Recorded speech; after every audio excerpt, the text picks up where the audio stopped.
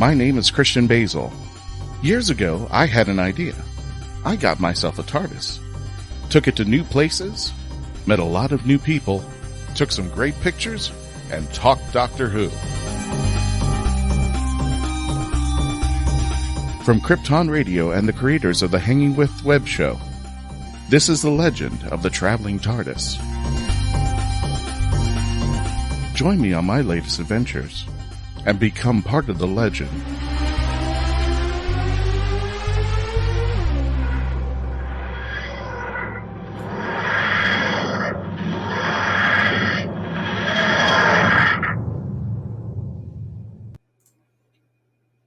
Oh, I left the banner up.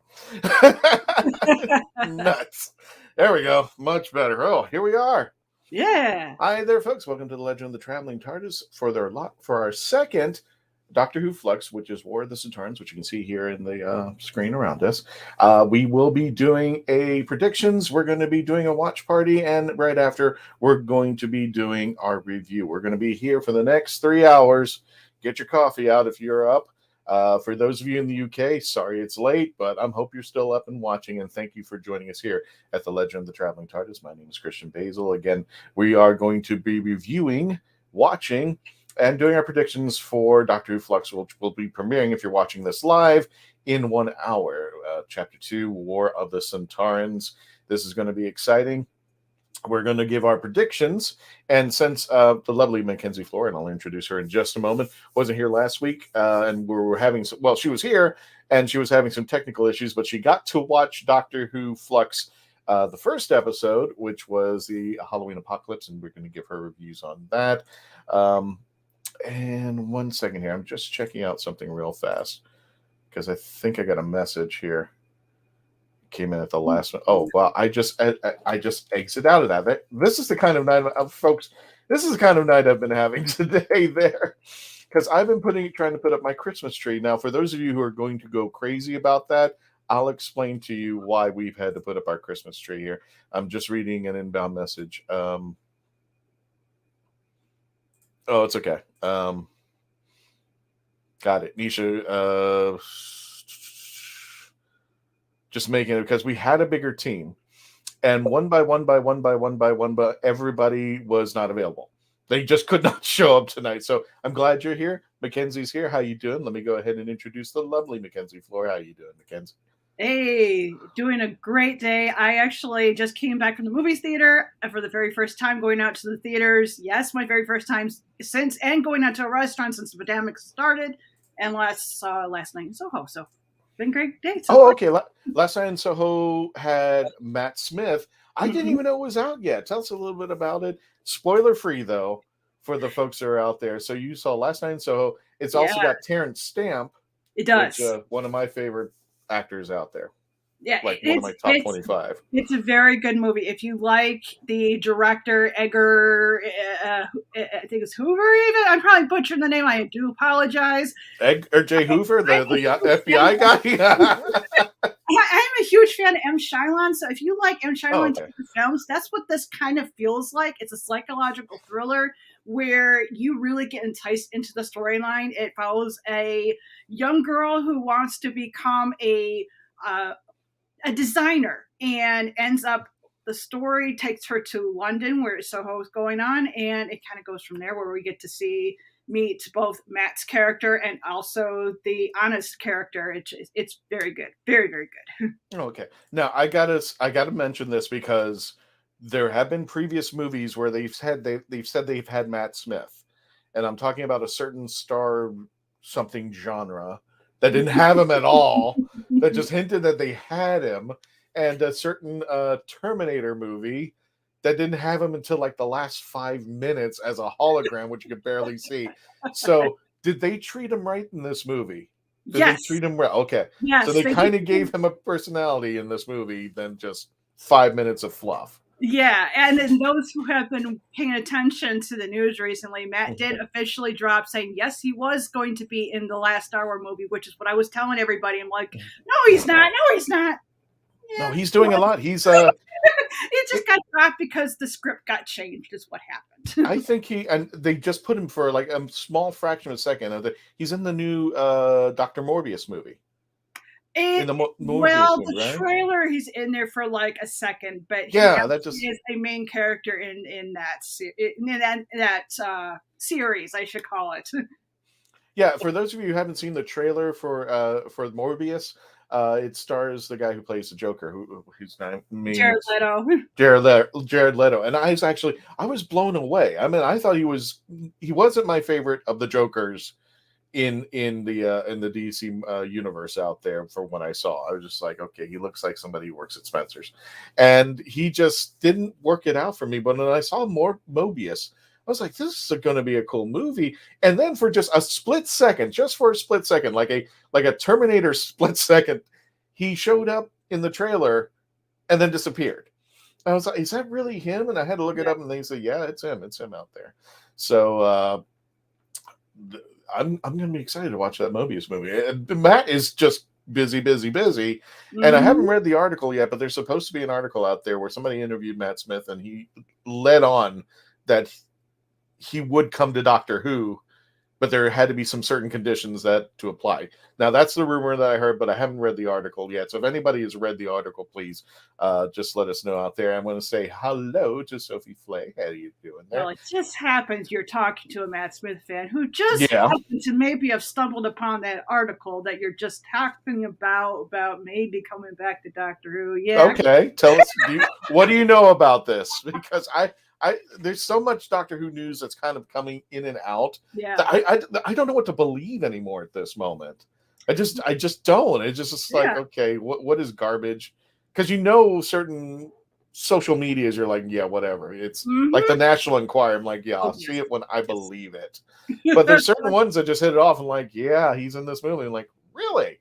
Mm-hmm. So what do you know about that? What do you know about that article? Well, what I do know behind the scenes is from reading Russell T Davis's book that he wrote. He is a pantser, he's a pantser, which means he writes things at the last minute. So he probably, to be honest, hasn't even started working on the new script yet. So as of right now, Matt has said that, yes, he would be interested in coming back to Doctor Who, and that he's excited about Russell coming back. He's pleased, was the actual quote that was said in the article. He was pleased about it, but, quote, he had not been actually called yet, which it more likely is true, because at this point, Russell probably hasn't even worked on the script, so let alone cast anybody. Though the Doctor might be already cast, because I have it.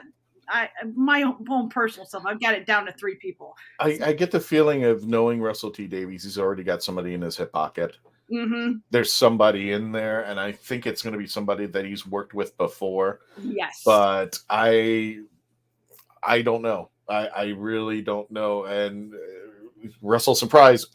I mean, the whole announcement of Russell T Davies was surprising. After he said, hell freezes over before I come back to this show.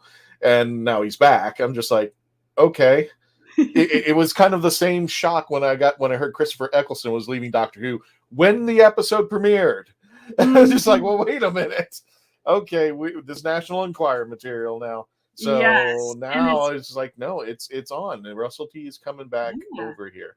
Now, what's interesting with Bad Wolf, sorry for interrupting you there. No, you're not interrupting. It's actually interesting, too, that Bad Wolf is now coming back into play as well, because there is a rumor going around, which is this is something I actually wondered about with having Bad Wolf coming in, whether or not how much would the BBC have in regards to money, because that's one thing that BBC just doesn't have is a lot of money. And I can say from myself, as looking at Bad Wolf, seeing what they've done, they've done pretty much when it comes to the big sci-fi fantasy things, they're in it. So it sounds like they would have a lot of production value to be added into Doctor Who, which could take it to that final step that we're all wanting to see, where it becomes the next Star Trek, where it goes multiple different series. We finally get that 10 and 11 series we've been wanting, or maybe in an 8 series. That'd be even greater, get an 8 series.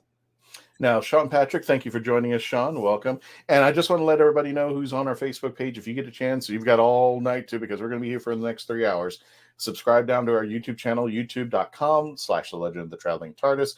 Like, share, comment, and super chats are welcome if you want to help the show out here, especially get our algorithms going. Like it, comment your predictions right now of what you think is going to be taking place during War of the Sontarans. Sean Patrick says, let us finally have a ginger doctor. Cammy Cotler would be perfect. And I'll tell you what, just to mess with Melanie, you're not going to believe how quick I found that picture. So that is who Sean is talking about right there. We finally have a ginger doctor. If you can do me a favor, Sean, I've never heard of Cammy Coulter. The Cotler. If you could give us a little bit of a IMDb in the chat, just tell us what she's done. I'll try to see if I can look her up down there. But that's who Sean is looking into as far as being the new doctor. So we're looking at a female again. And again, we're going to be having our live chat. We're doing predictions right now. We'll do the watch party in an hour, which unfortunately Mackenzie will be leaving, but I will be staying. And we're hoping to have in our review, we're going to have more people. And I'm going to say this because she just sent me word. Hopefully we'll have Shirley Hott from the Pandorica restaurant in New York. She'll be bringing us live, and hopefully we'll be talking to her about the predictions as well. Let's go to the chats a little bit there. I think Michael Sheen. Yeah, everybody and their mother wants Michael Sheen, and believe me, I'm one of them. I want him to do it to spite David Tennant. That's what I want him to do it for. Tell me I'm wrong. Tell me I'm wrong, Mackenzie. He should do it to spite David Tennant. Just to go out there and say, yeah, you were 10. That actually is kind of funny because I don't know if you read the article recently that came out about Good Omen, where the producers actually were completely adamant about David Tennant not being in it because he was too much like Michael Sheen. So I think that actually would be quite ironic there if Michael Sheen came in and was a doctor just to, maybe one up David. Yeah, spite it. So when they do their next, what was it? They do that show together. I think it's called, what's it called? Oh, gosh. I haven't even catching up. I'll tell you how far on things I've been wanting to watch and do things. But they do that online thing now between Michael Sheen and David Tennant just for Michael just to throw it at him. It's like, I'm a doctor too now. That would be absolutely hilarious. And the name of it is slipping my mind right now though too, but I do know it is. Oh, it's like Stages, I think. Yeah. Something like that. It's like a version of Lockdown, what they did during Lockdown, recorded it all during that. And if I understand correctly, I think there was a sequel that's being made. It's either being made or it has been made. I've seen like pictures from it. Let me see here. Staged. Yeah, it's called Staged. And it stars David Tennant and Michael Sheen, and they're really just going after each other out there. And love it. Let me see if I can just pull up a picture from Sheen, from Stage there. And there's a question out there. Robert Reed, hi. Thank you for joining us. Don't forget to subscribe, like, and comment. Hey, guys, how are we? A random question, but how did you find the horse joke? Do you think that it's jokes like that which is assigned Chibnall is trying too hard to please fans? I don't know if you're talking about the War of the Sontarans. We haven't seen it yet. Yeah. But we are going to be seeing it. So I'll be looking out for that horse joke. I'm hoping that's what you were talking about, Robert. But thank you for asking. We're going to be watching the show in less than about 45 minutes away out there. Please continue to chat. Any predictions, please put them out for what you think about the episode upcoming. Dr. Flux, so good series now.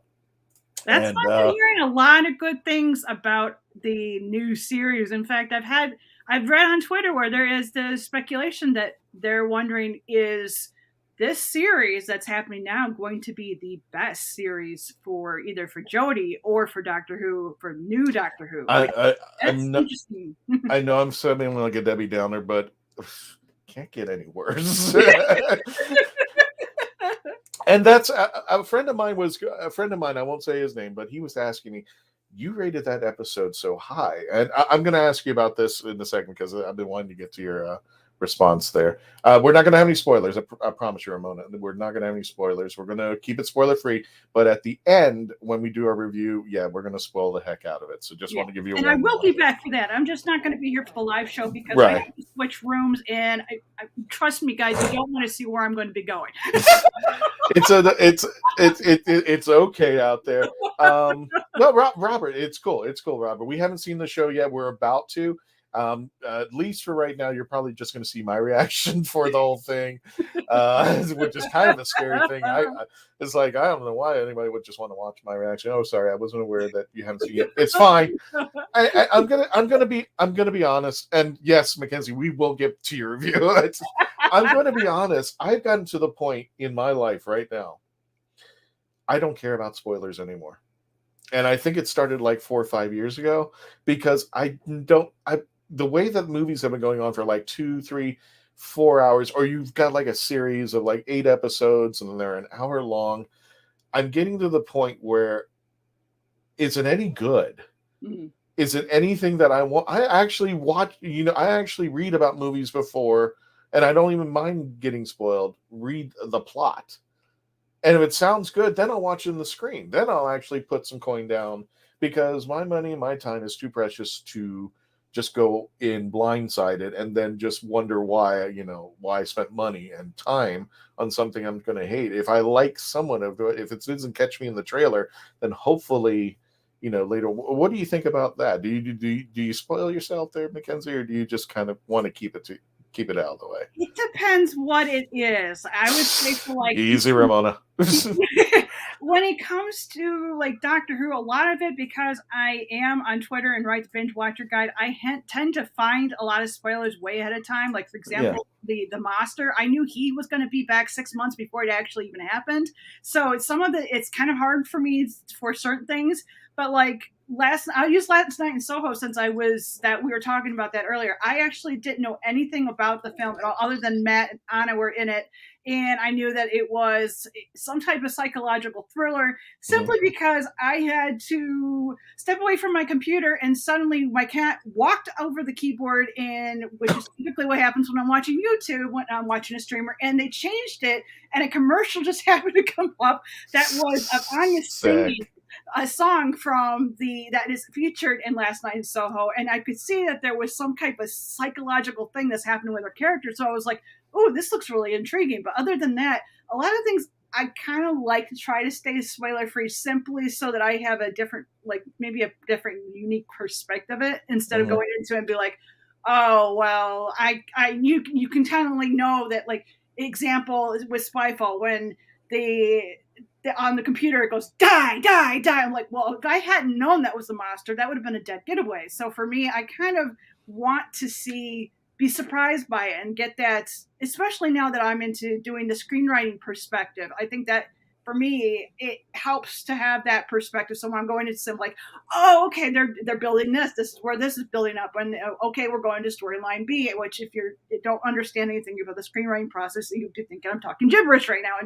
But yeah. Well, Robert, I know you guys are in the UK, and it's almost, it's climbing up to 1 o'clock over there. Daylight savings time is throwing us all off. So have sweet dreams there, my friend. Take care of yourself. And you can catch this episode later when you get back, and I will try to see if I can catch that horse joke that you were talking about. Yes, I will be watching for it too. And I got to be watching for what he said. I'll make sure to we'll both make sure to put that on our list of things to talk about in the after show, or the review is that horse joke, whatever that might be. So, keep on chatting, folks. We're going to get to your chats, and I'm going to get to Mackenzie. I just have one thing to show before I go into Tom says, get your yummy cashews in here. The reason why, if you haven't seen the last episode, which was kind of Melanie just coming up to me going, Christian, I want to do an episode, because she got a box of some really UK British goodies, and there's an entire episode, 90 minutes of her eating, and I found the picture. I thought about joining on there. I didn't have anything to eat. I'm like, I'm going to get super jealous just watching her eat. And I'm just like, I'm going to get bored watching her eat here, or being very envious. So if you catch our last episode, she is eating candy over and over again. It's like in minute 45, Mackenzie, I'm going like, are you okay?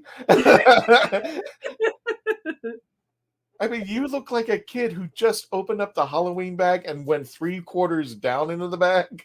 And at some point, your stomach has got to be going, okay, this is ridiculous. But yes, hello, my name is Melly Deem, and I'm a chocoholic.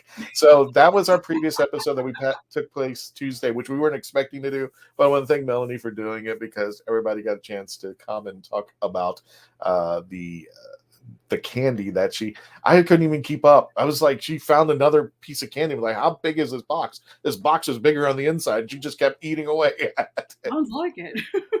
And speaking of commenting, let me go ahead and take that picture down. And Mackenzie, tell us what you thought going back over it. And I'm going to have a little bit more discussion about that. Tell us what you thought about the Halloween Apocalypse. Honestly, it went above my expectation. I was not expecting a lot out of it. I did know that there was going to be 6 episodes, so I did know that it was going to have some type of cliffhanger at the end. Though I really liked the way it started with an action scene, got us right in, going on, wondering how did the Doctor and Yaz get in this situation.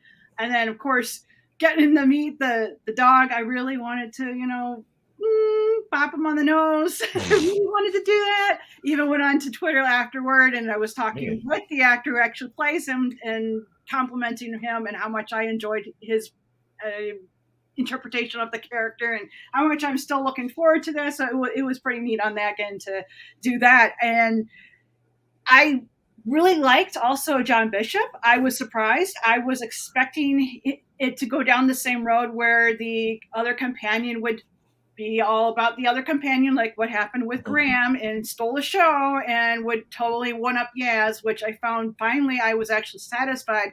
Though I felt this time around that Yaz was still sounding a bit too much like the Doctor for me, which is a red flag because anytime companions start sounding like the Doctor, that usually happens. But I'm hoping that's not the case this time around. I thought Yaz was like, why are you giving this guy a hard time? He just met him. He's in a cage for crying out loud. He knows nothing of what's going on.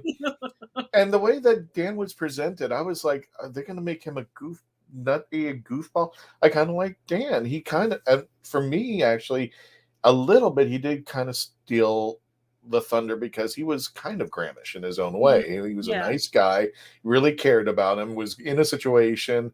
And I was like, yes, why are you giving him such a hard time out there? But somebody had asked me, who goes, why did you rate it? What would be the number thing? Because I gave it an 8. What would be your number?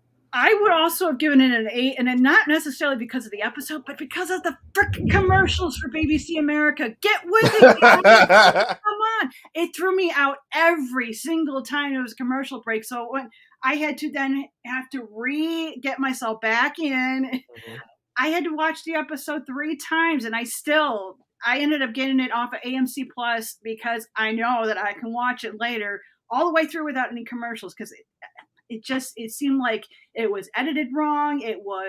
There was things cut. It just seemed like I just didn't like the editing at all. What would you give the number if you were to 1 through 10 that we normally give? I gave it an 8. Yeah, I would have still given it an 8 regardless, but especially a lot of that 8 was because of those stupid commercials. that would probably have given it probably even a whole letter is for me. Well, to me it would, in going in retrospect, the way that I present this now is it was, first of all, I liked it better than anything between series 11 and 12. Having said that, that's not saying too much when it comes to Chris Chibnall. And I said at some point, you know what, with the commercials, I didn't feel like, after a while, I didn't feel like I was watching an episode. I was watching a bunch of movie trailers in separate times that were coming together. You know how you see a trailer for like a TV show and they cut out 3 or 4 minutes to it to show what's going on out there. I felt like I was in a bunch of movie trailers that were kind of disconnected. There was a little bit of things coming together. But one thing that Chibnall got to me was that I was interested in what's going on. There have been certain episodes I'm like, God, I didn't want the feeling, and I've said this before on other podcasts, I didn't want the feeling that I was going through series 13. And I think when I told my friend, I said, you know what, I think I went in this with low expectations. That's why they got a high score. Because I was expecting, him not to be, just as fun. I was expecting another Orphan 55. I was expecting another, kind of slow, badly written dialogue like the one with the people and the teeth. I can't think of it. It's the plastic bottle one. Plastics. Praxis. Yeah. The Praxis, and the ending dialogue that Jodie had that I felt was so wrong to Graham. And here is the Doctor who has said all these wonderful speeches in the Ark in Space when he's talking about Homo sapiens and how he just admires them for, now they're in this big arc. The Doctor talking about the 10th Doctor, how this planet is defended. All these wonderful speeches, and she went for, I'm socially awkward. And I'm like, no. We know the Doctor's socially awkward. We know that. But in your predecessors, it was always like part of the character, but it wasn't, it was like something that we knew, but we knew the Doctor was crazy and socially awkward. That's why he would be sitting there with Clara in under the lake, and he has those cards with him to say the right things. We know he's awkward, but it was never the forerunner of this is how I am. That should be something that we get out of the personality when we see Jodie. When it should be something that it feels like now you're telling me what your character is, Jodie, as for me to explore it and enjoy it. And when she did that dialogue, which I know it's not her fault, that was the writers, it just kind of like, I don't like this Doctor right now. Oh yeah. That's not her fault though. That was writing for me. That was completely because it went completely against what the Doctor really normally would talk about. It's not like the Doctor hasn't been with a companion who's had something that's happened to them and then been like, be able to help them through. I mean, example, Amy, when Amy was starting to turn into a weeping angel, and yet the Doctor was realizing she's turning into a weeping angel, but he was still able to work a way through it to comfort her while he was trying to sort it out. It's so different than that. And the fact that she already went on the trip with Graham and that journey, and knowing that how Graham felt about losing somebody to having that. And it's just, that anybody could understand that type of thing. I mean, it's not like the Doctor hasn't died before. It just seemed like that was so off for me and so unforgivable. And I agree. It was just not. Praxis, let me put it. Praxis and Orphan 55, both of them. I kind of wish both of them didn't exist. Those episodes. Well, let me put it this way, and this is to the writing side of things. I can pick moments with every Doctor, almost like John Hurt. I could put a moment on him too, and he wasn't in there that long because of the brilliant writing. When it came to the 10th Doctor, of course, it was the Sycorax. This planet is defended. One of my favorites, and there's been tons of moments with the 11th Doctor when he's with the Atraxes and he's like basically run, when he's on top of the Pandorica, when he's in front of the Rings of Akatam, when he's in front of the Sun Monster, whatever that thing was. There's so many brilliant moments. The 12th Doctor, when he's the speech about the Zygon inversion. Where writing wise do you see the 12th Doctor ever having that moment? Yeah. I'm not criticizing. I'm being genuine when it comes to writing. No. Honestly, have you seen that moment, that Jodie moment yet? Yeah, no, I have not, and I've always blamed it on not only the writers, but I blamed it on the Bible. I don't think the Bible was correctly put together, and by talking about Bible, I'm not talking about the Holy Bible. I'm talking about the screenwriting world. No, you're talking about the process. Yeah, it's a structure. The structure of what your whole entire the character. Bible will literally have what is your concept, what are your main characters, have a description of them, what's intriguing about them, the most intriguing things about them. You may even have a chart showing like how all the companions all relate to the Doctor and how they end up going against each other, or what do they have in common. It's similar things to that, and what you would do with storylines. And it just, to me, it did. Yaz was a perfect example. I talked about this last year, how Yaz, I do not feel we really understood her at all.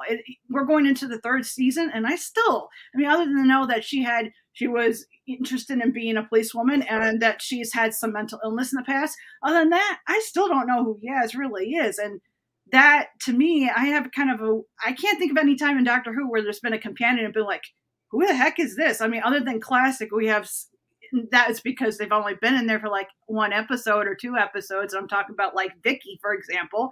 But other than that, they should be. They've been the one thing that this equation really drives in my head, and let me get back to the chats too, because we've got a half hour before the show starts. The one thing that's been really crazy is that there was a scene where Graham is like praising Yaz. I forgot if it was Revolution of the Daleks or something. He's just out praising Yaz or something, and he's done, and it's been done a couple times. And somebody asked me, "What did she do?" And I have to sit there and go, I don't know.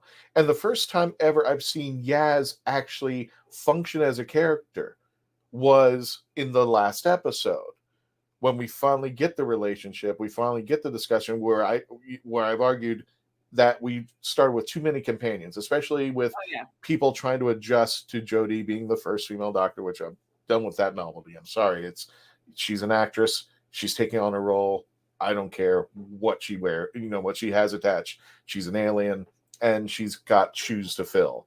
And if she can take that role on and the writers give her the direction and Chibnall gives her the motion to do it, she's doing it. But again, I have not seen it yet. It came very close in Revolution for me when she finally flicks the switch and sees the Dalek hologram and she goes, now say it to my face. Those are the moments. But I was like, that even kind of fell through. It's just like, I'm seeing it, but they're not getting her to that moment.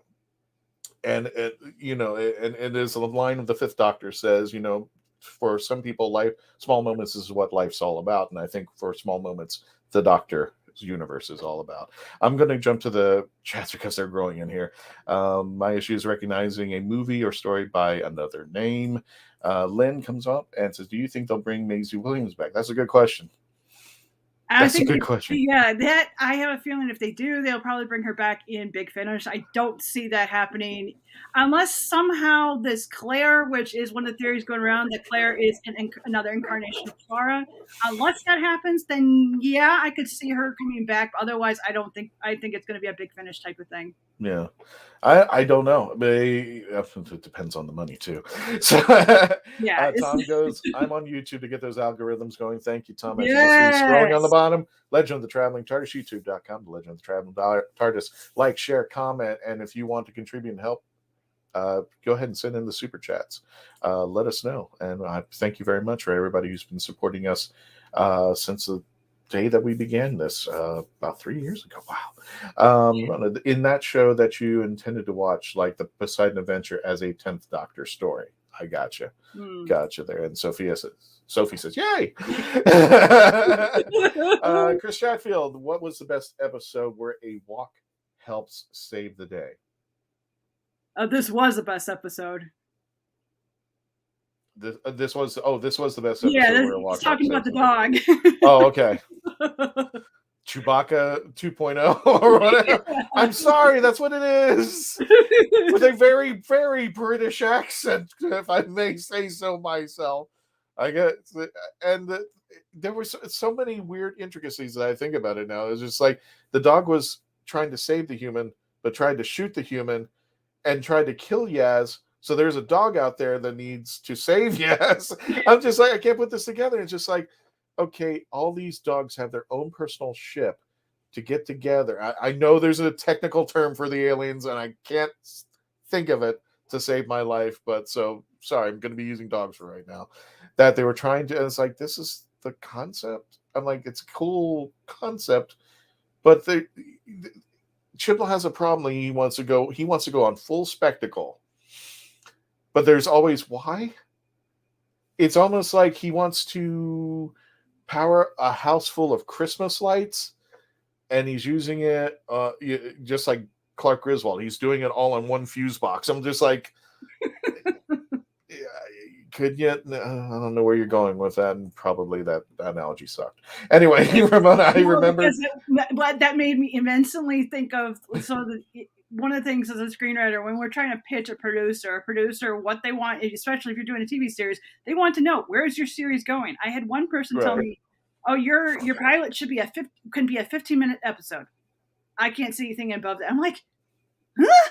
And it was because I hadn't really created it properly. And then when I went back and reworked it, I'm like, oh, that's why they couldn't see the big picture. Now I understand. That's why they said, because something as simple as a one word can cause that problem.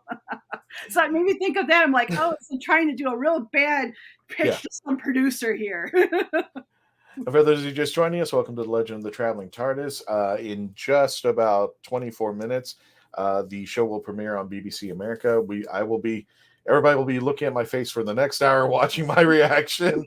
Unfortunately, Mackenzie will be going, but she'll be watching the episode, and hopefully we'll be joining some friends to do the review of the episode, what we thought. And I'll begin, and please keep chatting away. Thank you for joining us out there. I remember the Benji movies when I saw. Thank you, Carvanista. Yeah. You know, here's the thing about Chibnall versus RTD on this. I remember Raxacorical Fallopatorius. I remember that, but I can't save my life if I want to remember the dog species, the Caravanista. I can remember. I just said it and I lost it. Fallopatorius. Yeah, there you go. Hello, Maurice DeLong. I personally do not care for the first showing of Flux. It appeared to be childishly written. I understand that. Mm-hmm. It did kind of, when I was mentioning earlier, I did feel that it was a bunch of trailers just glued together. Yeah. Now, I think he was trying to build up stuff for interest, and I'm actually interested in. But like I told Nisha when she was doing the reviews, it's like, it's still Chibnall running the show. I know where this is going, and I don't know if I'm personally on for the ride yet, but I'm, what the heck? Let's see what happens. Yeah. And Rosemary, I agree with you. I want to enjoy Series 13. I don't want to just go through it to try to get this to the 14th Doctor in Series 14. David Rosser, thank you for joining us. The show is a total disaster. The ratings are backing that up. The whole damn thing is now a terrible mess. Chibnall should have been fired after season 1. Terrible. I have to disagree on that one, but I do agree that right. It has not been I won't say it's been a complete disaster. Definitely there has been. The show has been a lot of ups and downs to it, which again goes back to the structure. I don't think the structure was properly created in the first place. And now we're finally, I felt like Series 11, it was a lot of experiment, trying to do what things in the past done for Classic, which Classic worked back then. It doesn't necessarily work doing episodic now because things have changed. Whereas Series 12, I felt that was more where he was going. And now he is really good at writing drama. So that this is where I want to say that he's going to excel this time around. But I did feel where Rosemary was saying is that she didn't like the first viewing of it. At the very first viewing of it, I didn't care for either. One, because of the commercials, being that it kept throwing me out every single time. And the second thing is I felt that there was way too much going on for intrigue, but that's not necessarily a bad thing that there was a lot of intrigue going on. It's just that you have to be able to balance it. And you want, at least with the first episode of a series, you want to be able to come out with an answer to something. And I didn't feel like we got an answer really to anything. So that is one of the downfalls for that. But I'm hopeful that will be fixed by the time we're all through this. And then we look at it in a different way. One of the things, and David, I think this is where I'm going to say this is where the disaster began, is when Chibnall decided to forego Classic Who in everything. When he got rid of all the writers and he got rid of all the directors, and he said he was going to start from scratch and bring in this new thing, I think he missed the mark in the formula that made Doctor Who so well, not only for new Whovians coming into the Whoniverse, but classic ones who wanted to adapt into the new world of the Whoniverse, to see the Daleks. And I've said this before, I'll say it again. You can bring in the Daleks with the Weeping Angels. You can bring in the Sontarans with the Vashta Nerada. You can bring in the Cybermen with the Ood. I mean, you can mix it up out there and make some new stuff like the Weeping Angels. I mean, these are now becoming classic monsters that take off. And you want to appease both worlds. And that's not an easy tightrope to walk. But if you aren't able to walk that tightrope to appease everybody, and you're not going to appease everybody, but you got to try to remember the core where your audience came from. This was a decision that Russell T. Davies made. He could have said, you know what, Christopher Eccleston is Doctor Who #1 in this reboot. It wasn't. It was a brought back, It was a comeback.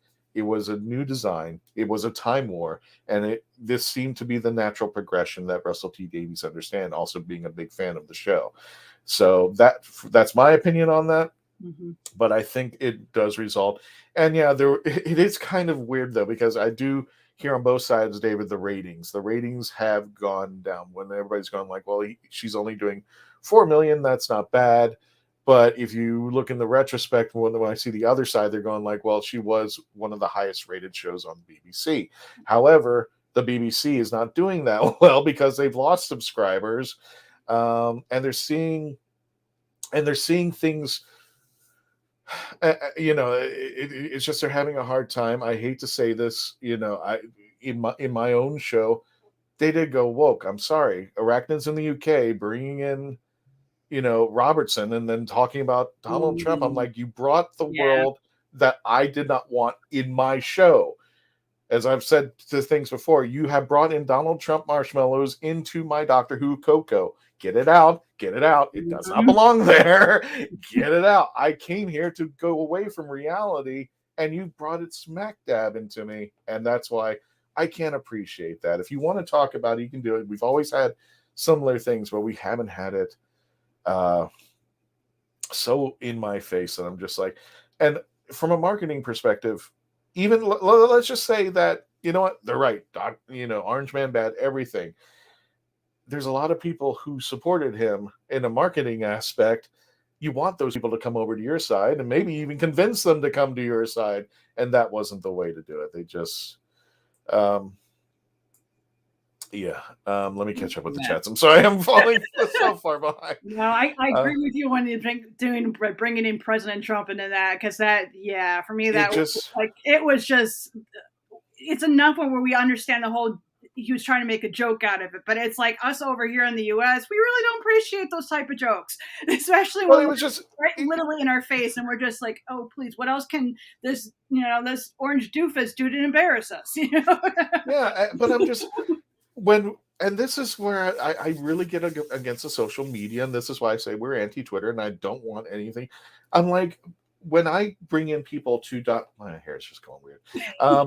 When I bring people into Doctor Who and they say they don't like Jodie Whittaker, let's just say for the fact, Mackenzie, I have somebody, and I've had quite a few, who says the Doctor's a woman, you'll always be a woman, I don't want her, I'm out. I don't say, well, don't let the door hit you on the way out. That's rude. Mm-hmm. That's not going to convince anybody. And if somebody who's going like, I'm not too hip on the first female Doctor, can you walk me through it? Let's walk it together. Yeah. And you tell me what's wrong. If it didn't work out, if it did work out, let's see where the line stands. And those people who left for whatever reason, if they even said to Jodie, I've told them, you know what, I'll see you in 3 years. When she's gone and you feel comfortable, and they bring in a bloke or they get rid of Chibnall, whatever your issue is with Doctor Who, I'll see you in 3 years, 3 to 4 years. I'll see you. I welcome them back in. I don't keep them out. A fandom should not be scolding people for what they have, even if you don't even agree with it. My job is to bring you into my world. It's not to kick you out. Well, it's, as David said, the ratings have gone down. I mean, at one point, David Tennant was pulling in 13 million. Mm-hmm. And now we're kind of saying, well, 4 is great. I'm just like, really? Yeah, but we also have to come into consideration about how things have changed technology-wise. Then back then, exactly, there were streaming services, and they don't count them like they do how they did back then. So you have that. Plus, it was consistently going on each year instead of having. Right now, 13th and the same time as 12's had, whereas there was multiple times in the year where there was no show. So it's like when you have no show, your fans kind of start going and drooping and going to other shows and being invested in other shows because those are consistent. It's just one of those things that you see. So that doesn't help anything. And then, of course, COVID happening, that just kind of like threw it felt like it was throwing a hammer right into the monkey wrench, and we're sinking up. And David continues and says, I am in the TV movie industry for 40 years and you guys are getting it right. Thank you. The companion chart is a good idea. And Ramona's going like she tried to get for the meaty speeches, but she goes too fast. Yeah, that is. Yeah, she is fast and quick, and there are times when you have to take a breath and enjoy the dialogue. But again, she hasn't had that moment yet. Mackenzie and I agree. I mean, and Mhm. Mackenzie, I'm not saying that Mackenzie, I think, would be more Jodie than I am, because I hadn't been wrapped around Jodie as of yet. I was, when they were talking about the first female Doctor, I was like, I'm for this, but I don't want it to be about the first female Doctor. I want it to be about Jodie Whittaker taking over Doctor Who.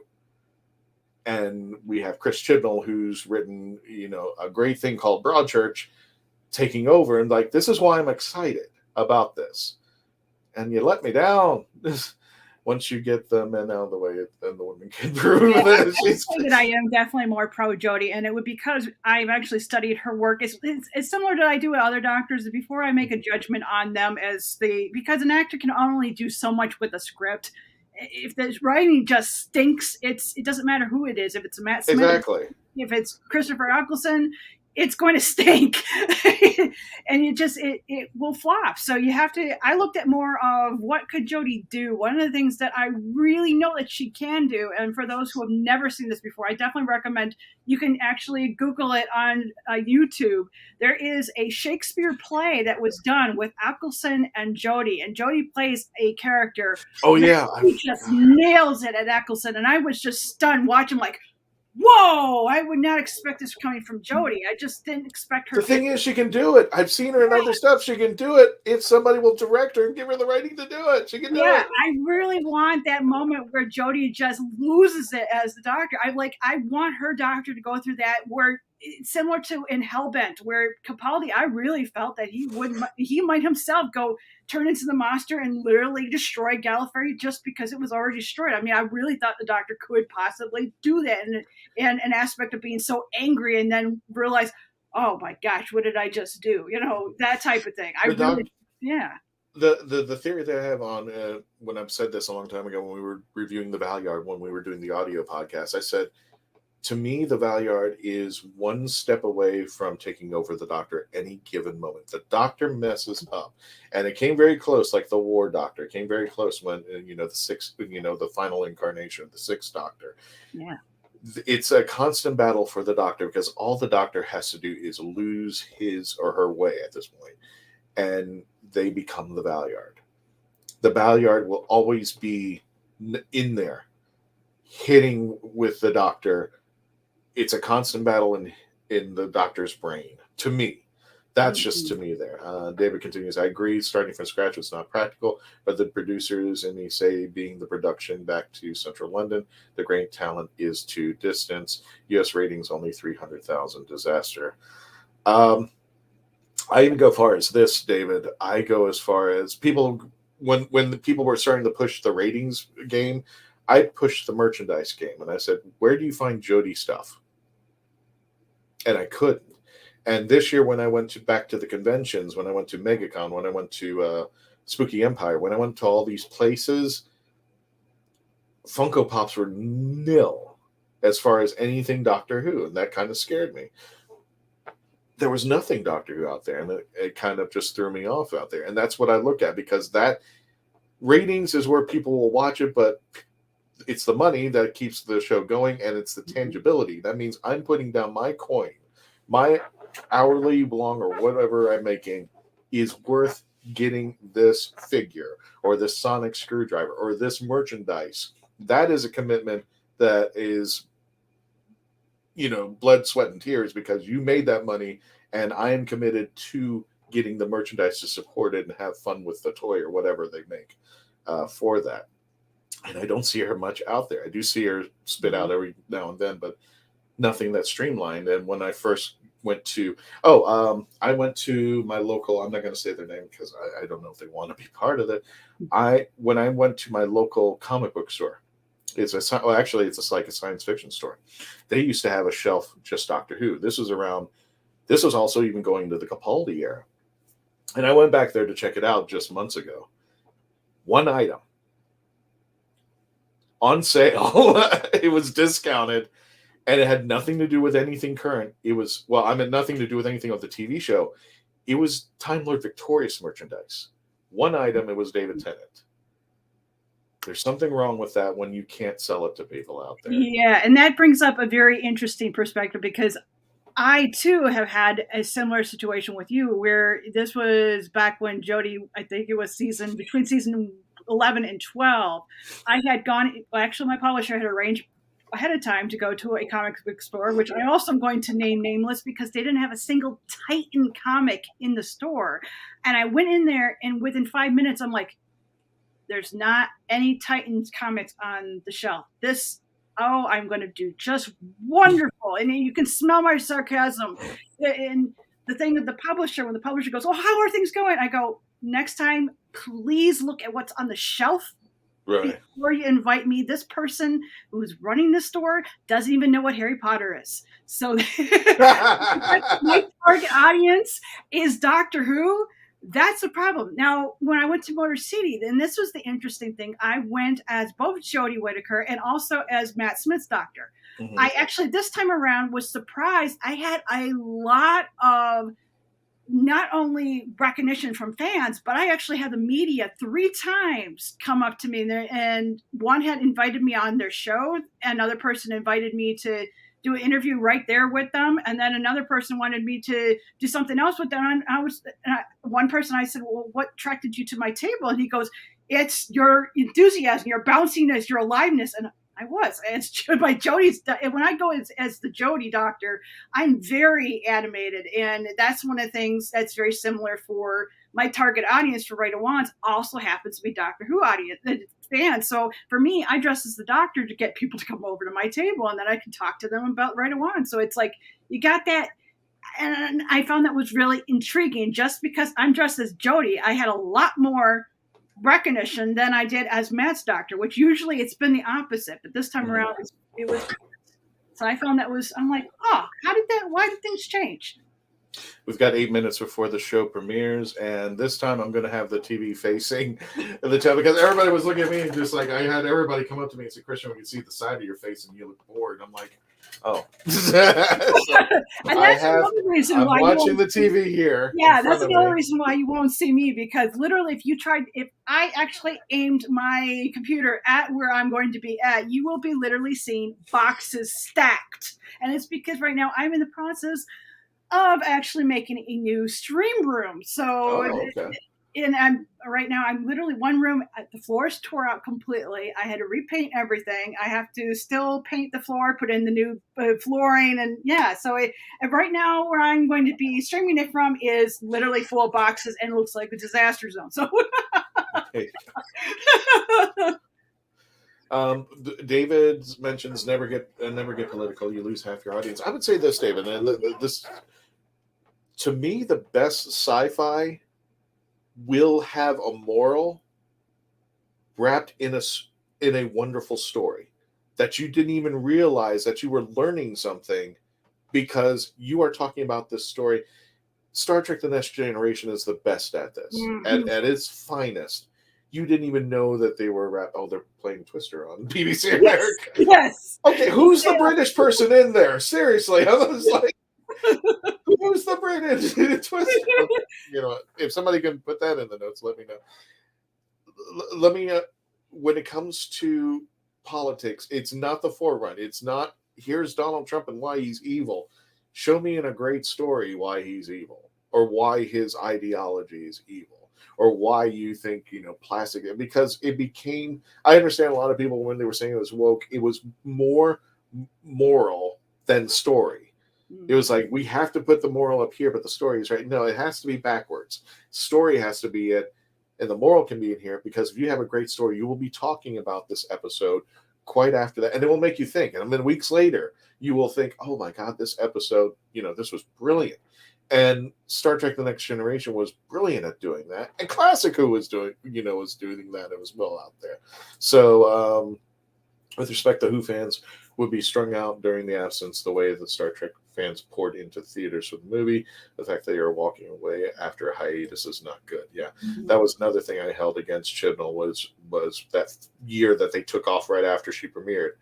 I said, you had better put her on the convention circuit, because people are not, if you take that year off, people are going to go, whatever. And moral, yes. Political, no. I would even say, yes, you can hide it in there as well. I mean, because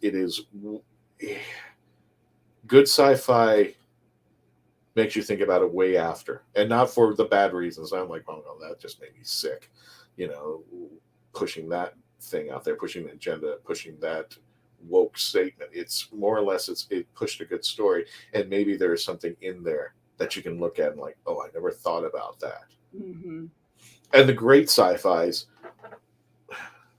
like Star Trek: The Next Generation, and then there is a lot of in classic, and even in current Who, where it took both positions and didn't say what was right or wrong. It didn't say this one was right and this one was wrong. It led you on to both positions and said, you make the decision. I know what you think is wrong, but let me show you that side. Let me introduce you to that side of the world, because maybe there's something you haven't thought about. Mm-hmm. One of my favorites, I'm sorry, I should be talking about Doctor Who. I'm getting into Star Trek Next Generation, but one of the best episodes that I can remember was David Ogden Stiers when he was supposed to die. He was the scientist. He was the scientist that he was supposed to figure out something, but his planet, after, I think when you turn 50, you're supposed to kill yourself in front of your family, and this was a tradition. Do you remember that episode? I'm remembering vaguely. Yeah. Yeah, but it didn't say which ones. We had a similar idea. Right, we knew what was wrong, but it also presented the other side, which was like, oh, we didn't even see this. So it gave you the world of things that were different, but it didn't say which one was right and wrong. I'm going to let you decide. You know better. But at least I got you talking about this, and it's an episode that when you think about it, it's something that will sit in years to come. Sad to see Doctor Who at the Dollar Tree U.S. Pound Shop. I'm actually great because I actually buy dollar store Doctor Who for people who are like new to Who. I actually get them started by buying the dollar store stuff and then sending it to them as a gift. So it's just like, that's how I get them started. How to fix one, drop the woke and signal with a white male doctor, bringing the production back to central London. Not sure RTD can fix it. Get the writers to watch Robert Holmes stories. One, I don't even care who the doctor is. Can they act? Can they do the role? Have they watched classic Who? Can they support what came before? Bring the production back to central London. There, you might have something going on out there. Not sure RTD will fix it. I'm with you. I'm skeptical. I'm right that. Get the writers to watch. Yes, watch some classic. You cannot, if you want to write for the show, you have to watch classic Who. Mm-hmm. In fact, that's one of your roles. You have to sit in a room where we're going to pull your eyes back like a Clockwork Orange, like Malcolm McDowell, and you have to watch episodes and you have to tell us what you like. And if you can't write anything, then you're not writing for this show out there. This is more fun than the show. Well, Dave, thank you. I'm glad we can be entertaining there. Original Star Trek was great. Yeah, no. Yeah, and I'm enjoying that also the conversation because of the fact that you said you're a producer. So I already know that you and I would already get on a level that we could talk because we already understand. We have a mutual understanding when we talk Bibles and all that stuff and structure.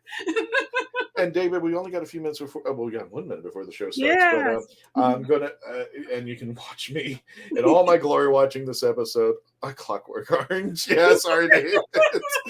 Yes.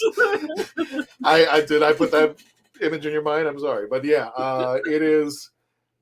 I think I believe what's going on right now is we're disavowing what came before, regardless of who's in the role, and we really need to get back to There's a treasure trove of 50 plus years of Doctor Who that could be explored. That would bring in the classic people even more. What are the Valerians doing? What I'll bring back the Candyman for crying out loud. I'd like to see a CGI of the Candyman. Gosh, yes. I mean, you mean monsters or villains like the Bannermen who were complete garbage in that episode. Bring them back. Let's see how bad you can make the Bannermen. I mean, things like that. Romana the monk. I mean, everybody's saying about female interpretation. The Ronnie. Romana, I really want to see the Ronnie. Yes. In her own series. I mean, my God, Julia Landau, who does the Big Finish audios, she really needs to take it. Yes, take it. And I don't mean to cut off the chats. We're going to be watching the show very shortly. But there should be. If you're going to take over this stuff, you have to respect what came before. If you're going to do it, then it's not Doctor Who or it's a reboot. It has nothing to do with it, which is fine. It's like Battlestar Galactica. We understood it's a reboot. It wasn't the Lorne Green Battlestar Galactica. We loved that they're both in both different universes, and there was some great stuff from either one. However, it's not the same Battlestar Galactica that was back in the 70s and 80s. This is a totally new, different thing. And if you're going to continue on this line, like I said, it's a very, very wobbly, wibbly wobbly tightrope that you're walking. But if you can do it, then people are going to love you for it and people are going to like it. I'm putting my earphones right now, and Mackenzie, the show has started, and I'm do what you need to do, and people are going to scare me. This is now the watch party version. Yeah, just put me in the back studio. That way I'll be back in an hour. You got it. See you a bit.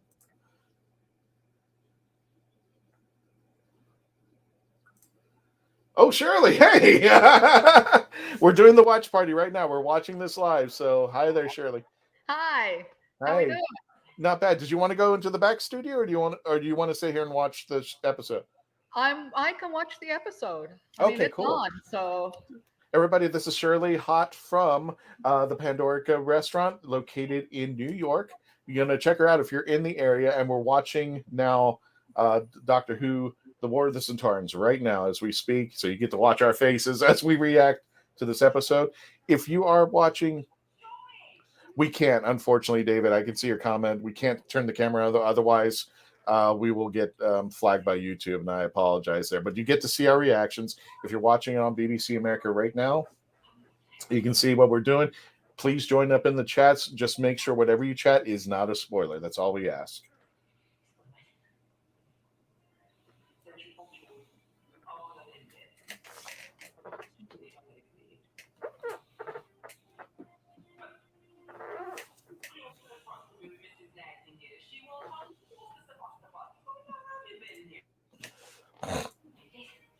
Shirley, I'm going to mute your mic because we can hear what's going on. So I'm going to just mute sorry.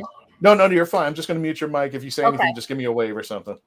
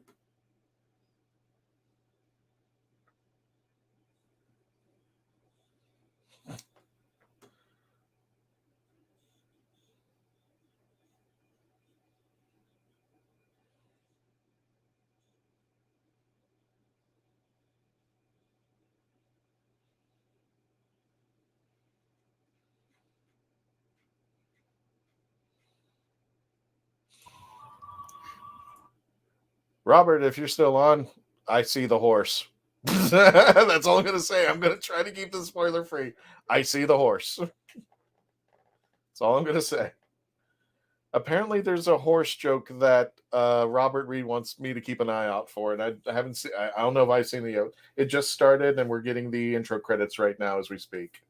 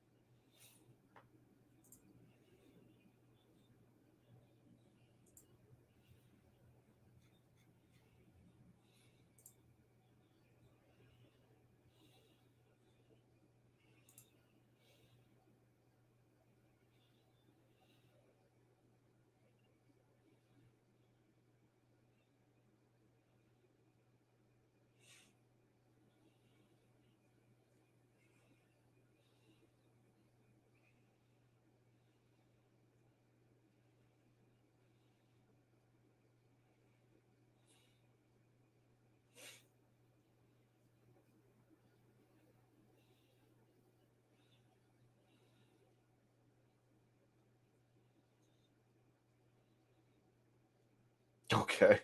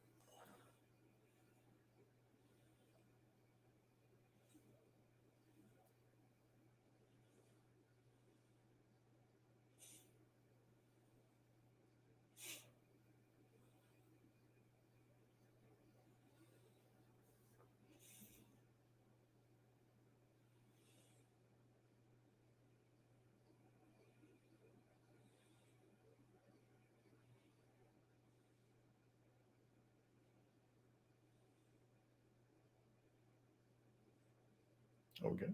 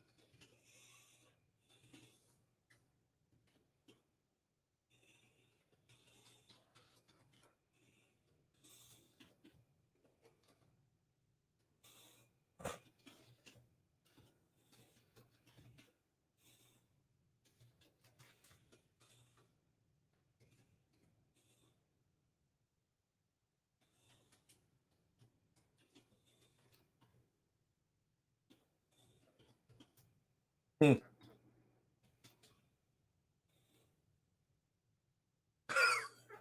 Okay, that's a good one.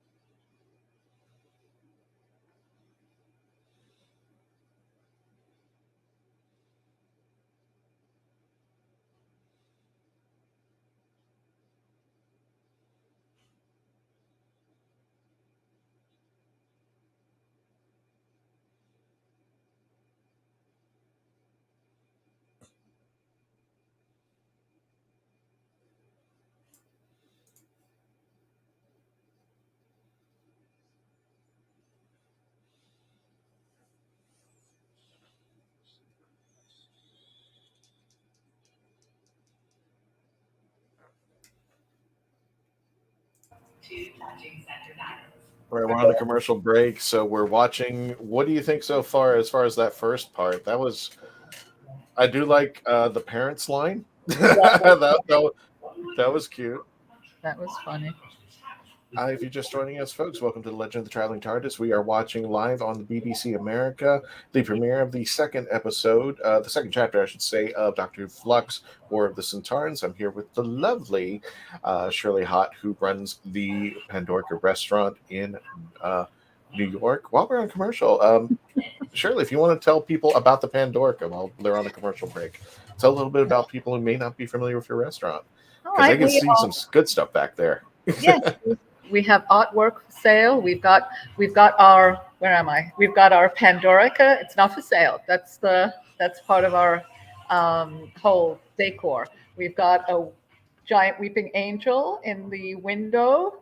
Lots of different things. We have an oud serving tea, afternoon tea, and lots of stuff that you can't see that is in front of me.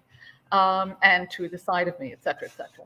So yeah, we are a Doctor Who themed restaurant. We are open currently because of staffing issues, only Friday, Saturday, and Sunday. So, but we're still here, and we're still hoping that you'll come up and see us. We have a great event coming up on Thanksgiving weekend on the 27th, Saturday night. We have a Who Done It. Starting at 6 o'clock. And if you go onto my page, you can find details about that. It's called Dorothy and Her Fam Go Over the Rainbow to the WHOniverse. It's a Golden Girls murder mystery meets Doctor Who thing. So that should be fun. Yeah, basically, I'm just excited about the show. I already like what I've seen. I liked last week's tremendously. I like this week an awful lot. I see it. I see a few little things coming together. Like, I don't know. Am I allowed to say anything about the show? Not to spoil it. When we get into the review, okay, that's what I just want to make sure before I said anything. You can lay it all out. But right. I just wanted your impression. I want to talk about the Pandorica. If you look in your chats, also the PandoricaRestaurant.com, where you can make reservations, get some more. They're located in Beacon, New York. Correct. Just for people who are in that area, please check them out. As you can see along the walls, you can see the Pandorica itself just hanging out there. What is the? You know what? I'm going to wait until the second commercial when we get back here. But I want to know what you're going to be serving up on Thanksgiving. Do you have a special menu on Thanksgiving? We won't be open on Thanksgiving. Oh, you won't be? We will have a special menu for the event that's on that Saturday. Okay. And the show has returned. Oh, it has? Okay. Hasn't for me yet, but we're going back, folks. And thank you for joining us. And welcome to the Legend of the Traveling TARDIS. We are continuing our... actually, mine's is a little behind that, I guess. Definitely, yeah. We're doing a live watch party right now of War of the Sontarans, the second chapter in the Flux series. And if you want to chat, by all means, put yourselves in the chat. Discussions, we just ask, please keep them spoiler-free for anybody who hasn't watched the episode as of yet. Thank you. And here we go.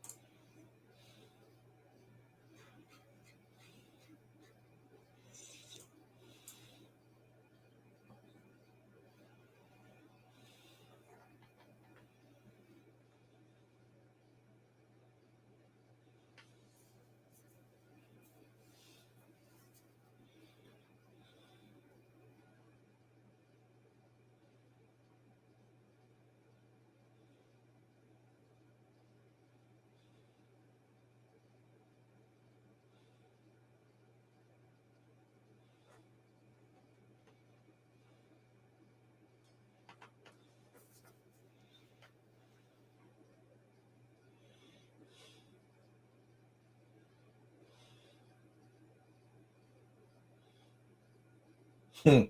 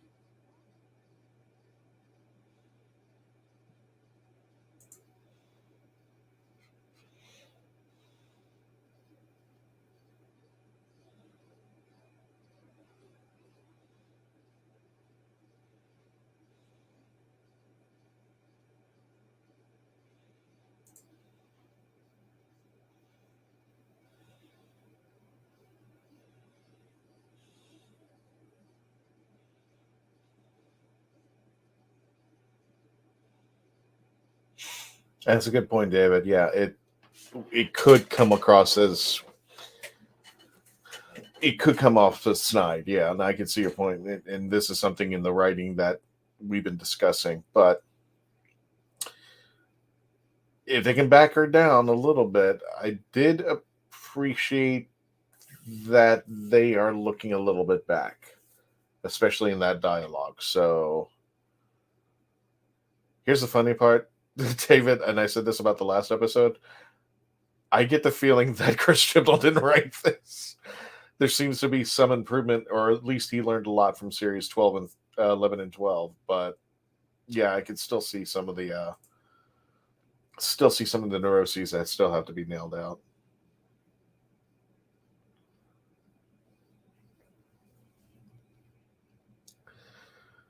Gotcha. Turn that down. We are back on the commercial break, and if you're just joining us, we are doing a live party watch of the BBC America's premiere of Doctor Who Flux, War of the Sontarans. When we get to the review section, I'm just letting you know, spoilers ahead. So if after we're doing the watch party, if you want to come back later after you've seen it, that's fine. But you're here with Shirley. Shirley Hot over at the Pandorica restaurant. And the question I brought up for you is, what kind of menu you having? You're not open on Thanksgiving, but you're open on that Sunday. You're open on that Saturday. Tell us a little bit. Yeah, on that Saturday. We're open on Friday and Saturday, but because of our event, we are doing something special. We just have a special menu that goes with the murder mystery. So Oh, okay. yeah. So we have that starts at 6 o'clock on Saturday night. So if you have your family in town and you've done with all your shopping because Black Friday doesn't exist anymore, it doesn't. It's gone. Join No, us. it's Black Month, I guess. I guess so. I think it Black started in Thanksgiving, October. Black And a lot of November. people started in October.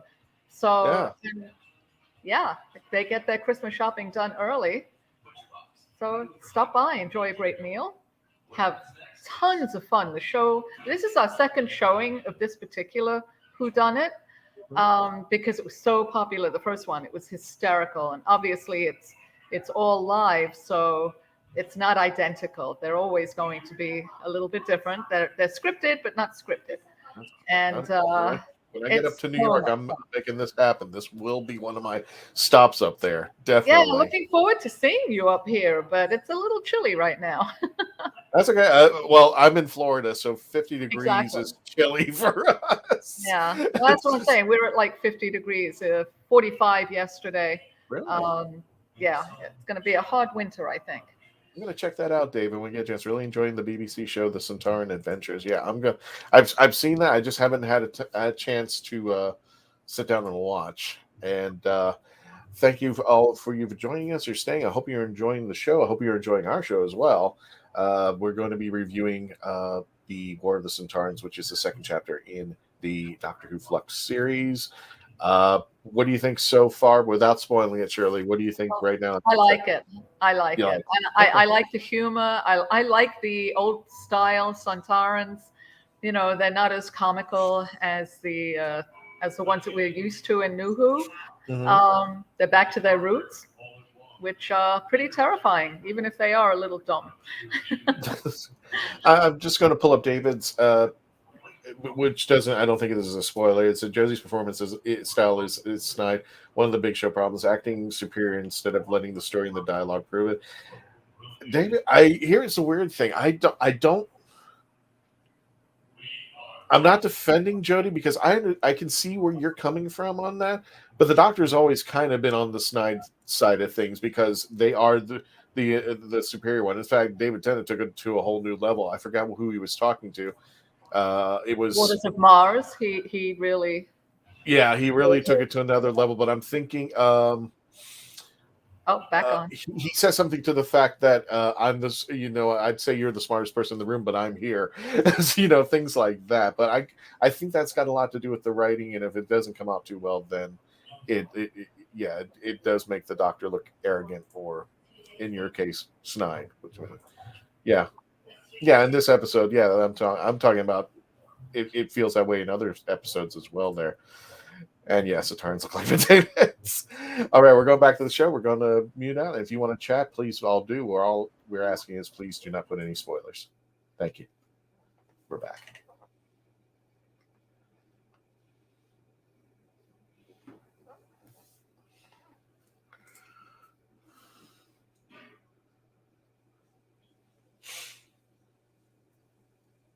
It's not the first time, David. She's done it on that big episode, but like I said, it's kind of the writing and a little bit of the way I think she's approaching the Doctor's attitude.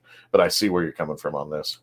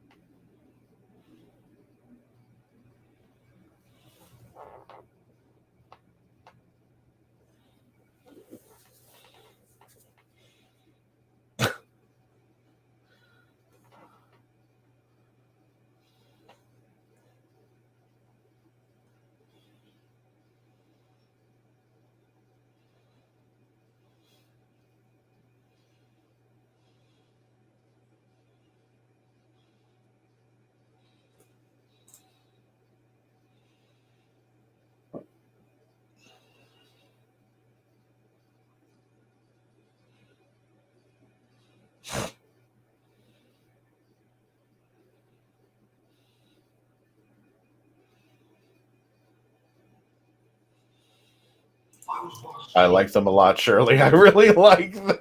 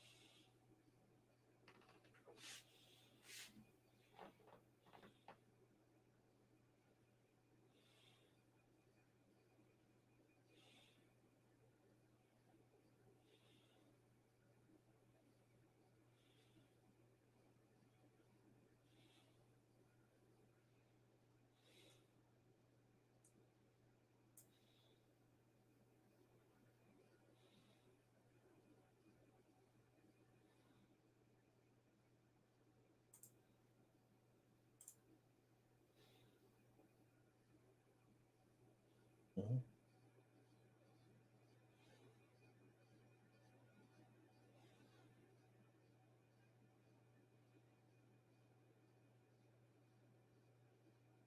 Mhm.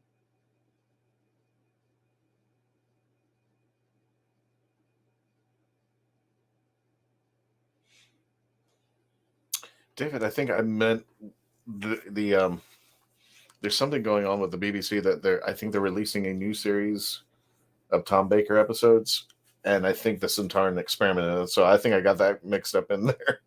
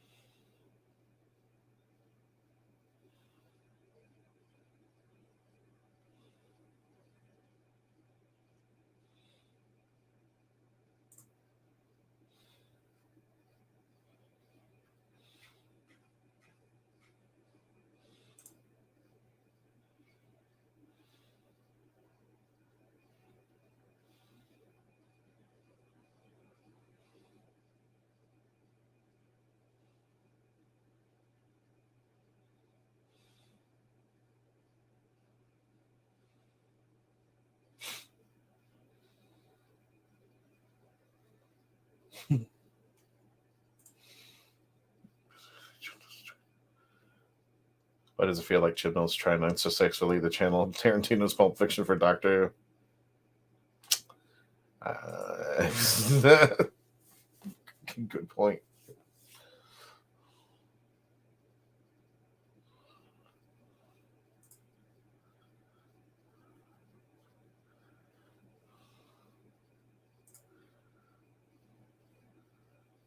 They had one for a while, Sophie. I think they had the exhibition.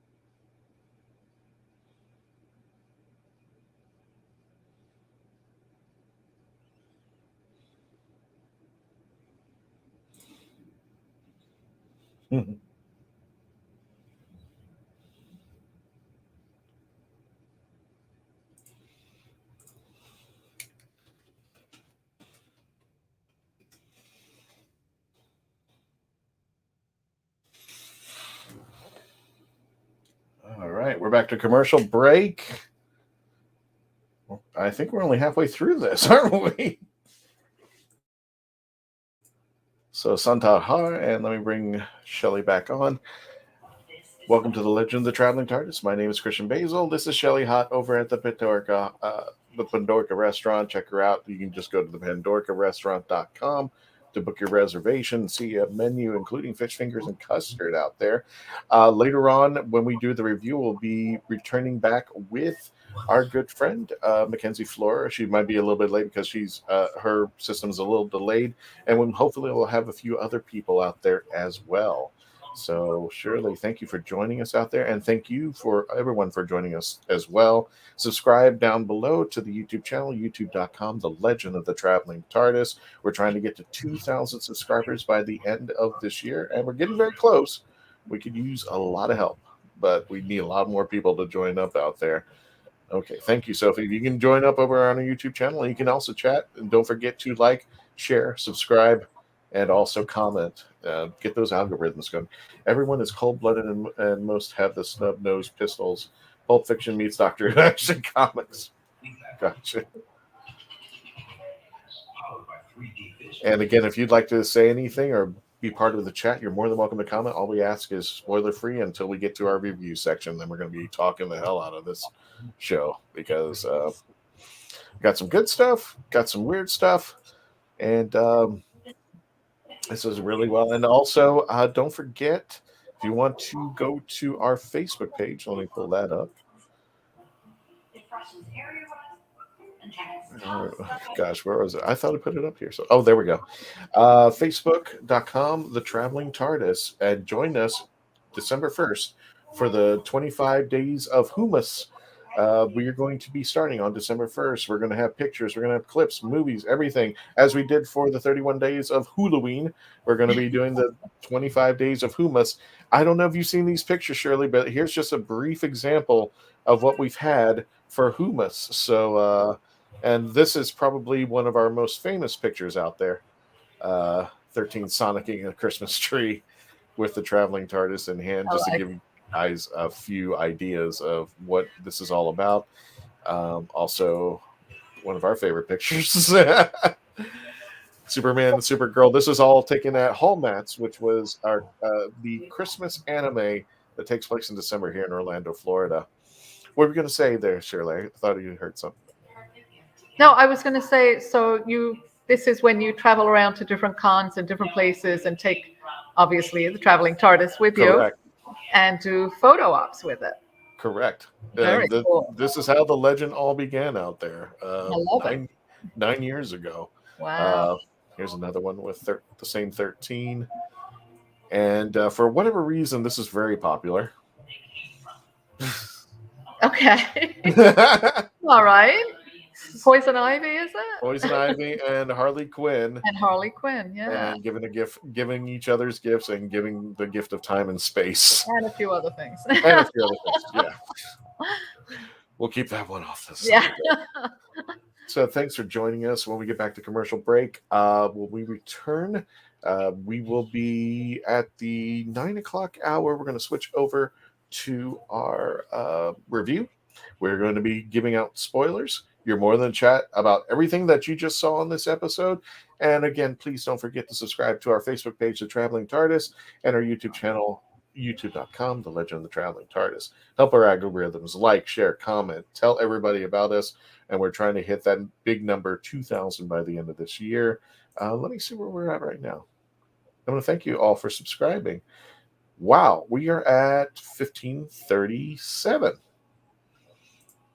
So thank you. And the series is back. So we're going to go mute again and just watch our reactions at this moment. And please chat.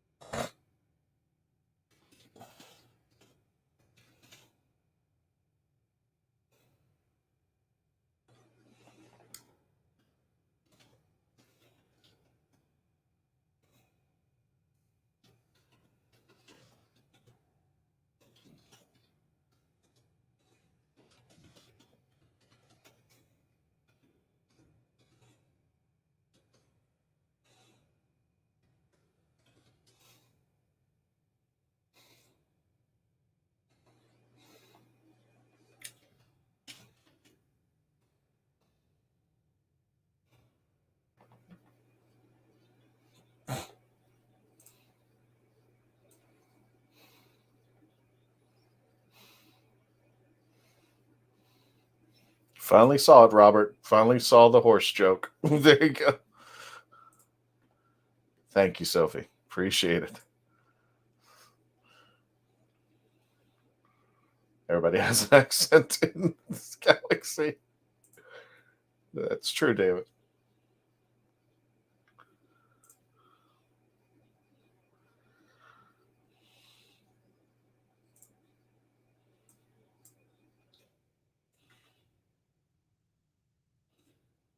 Thank you.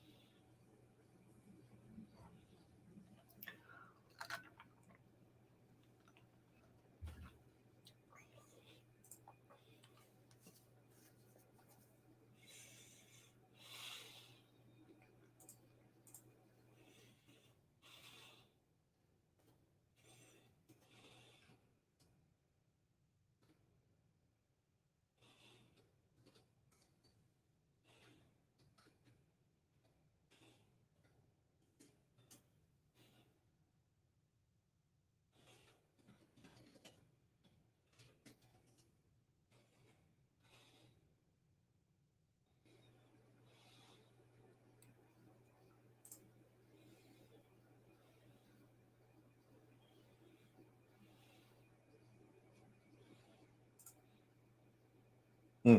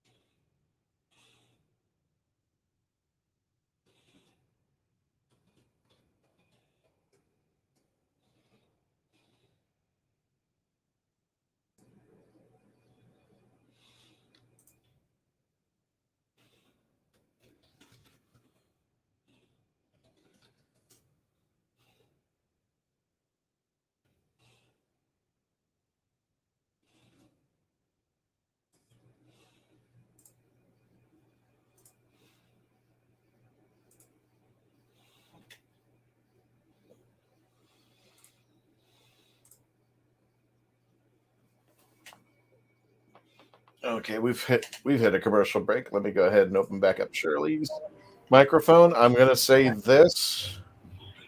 I still don't believe this is written by Chris Chibnall. Too much humor. Yeah, too much humor. That's right there. Let me check out here for a moment. I'm loving Dan and his walk.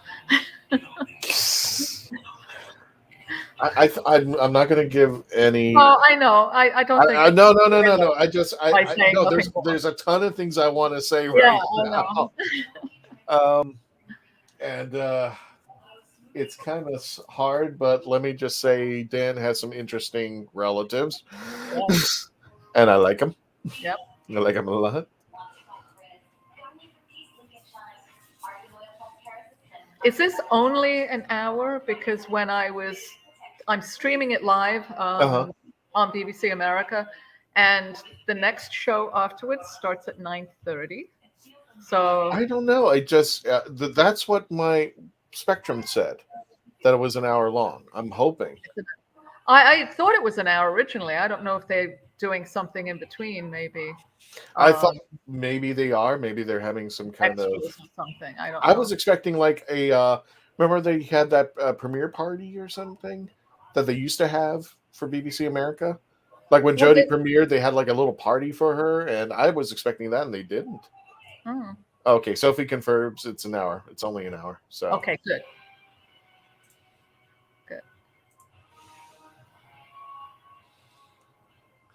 Thank you, gang. We're up to 1539. Appreciate everybody who's subscribing to our YouTube channel. Help us out, and we're back. So no, we're not. You're not. It's a commercial. It's not a. Oh, it's commercial. Dang it. Yeah. Stay tuned for more. That. Yeah. Yeah. So Sophie says it's an hour, so I believe it.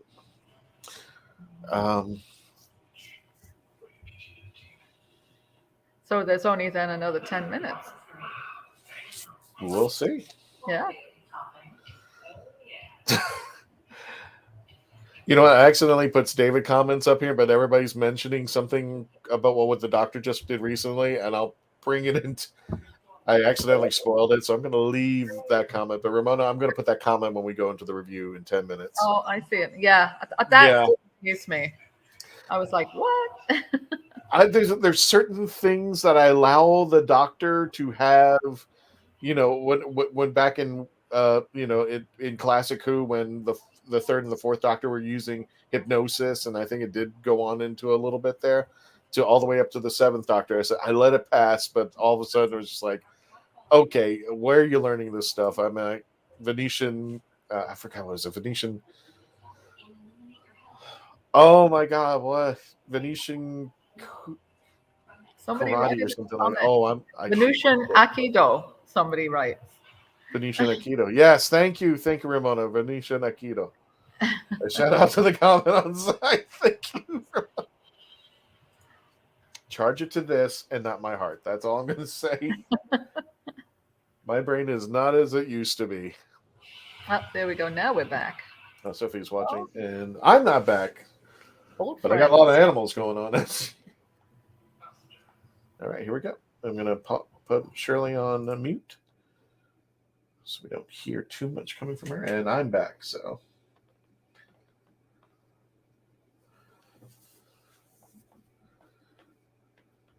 Okay.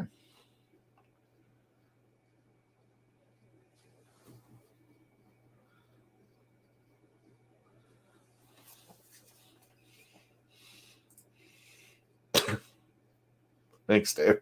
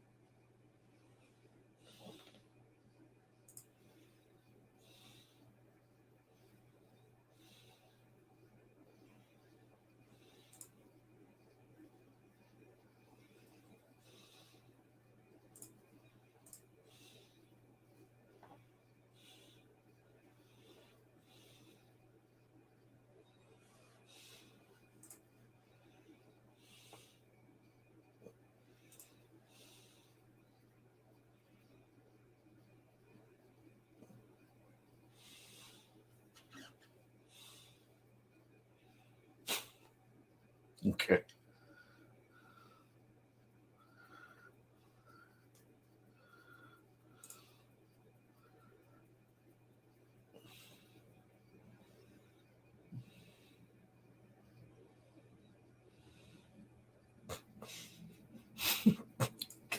Yeah, go fry something.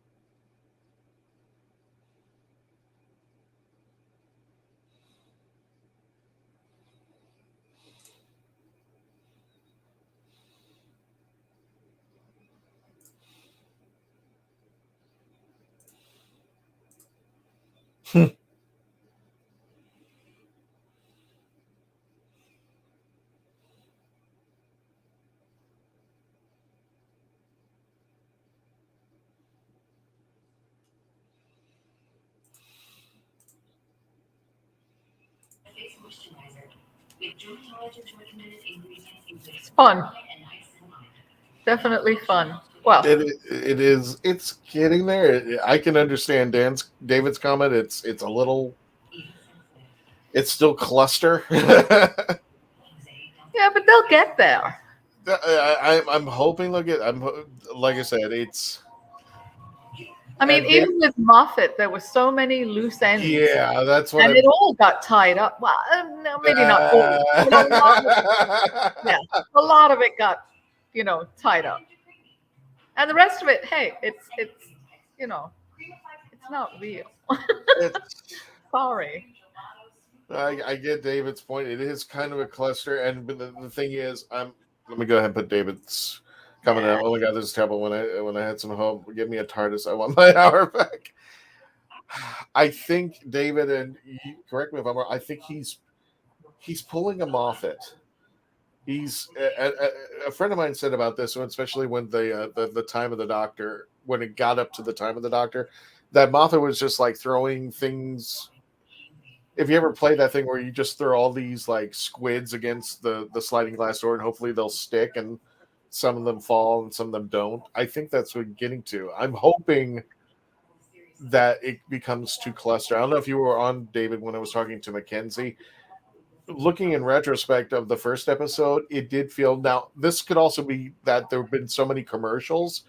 It felt like a bunch of trailers of a movie kind of like meshed together for the first episode, which kind of did get the excitement, but it did bring in more questions than answers, which I think is what they're trying to do, is try to get your attention. So you're like, oh, what's this? We want to stay around for this to see what's going on. However, if you do it too much, then you're like, okay, I get to see where your point is, David. It becomes a cluster. So a shout out to Makara. Okay. So I'm thinking that he's only got 6 episodes this year, 2 next year to finish the whole thing up. Right, exactly. And then we lose Jodie, I think, at the end of this one. In 20. Is it this series, or is there one more series going on? I don't know. No, there's not going to be another series. It's going to be at the end of. I thought there was like a special or something coming up. Yeah, well, that's still going to be part of the Flux. I think. I'm not sure. But they're probably doing one New Year's Day, I believe, again, and then one more later in the year.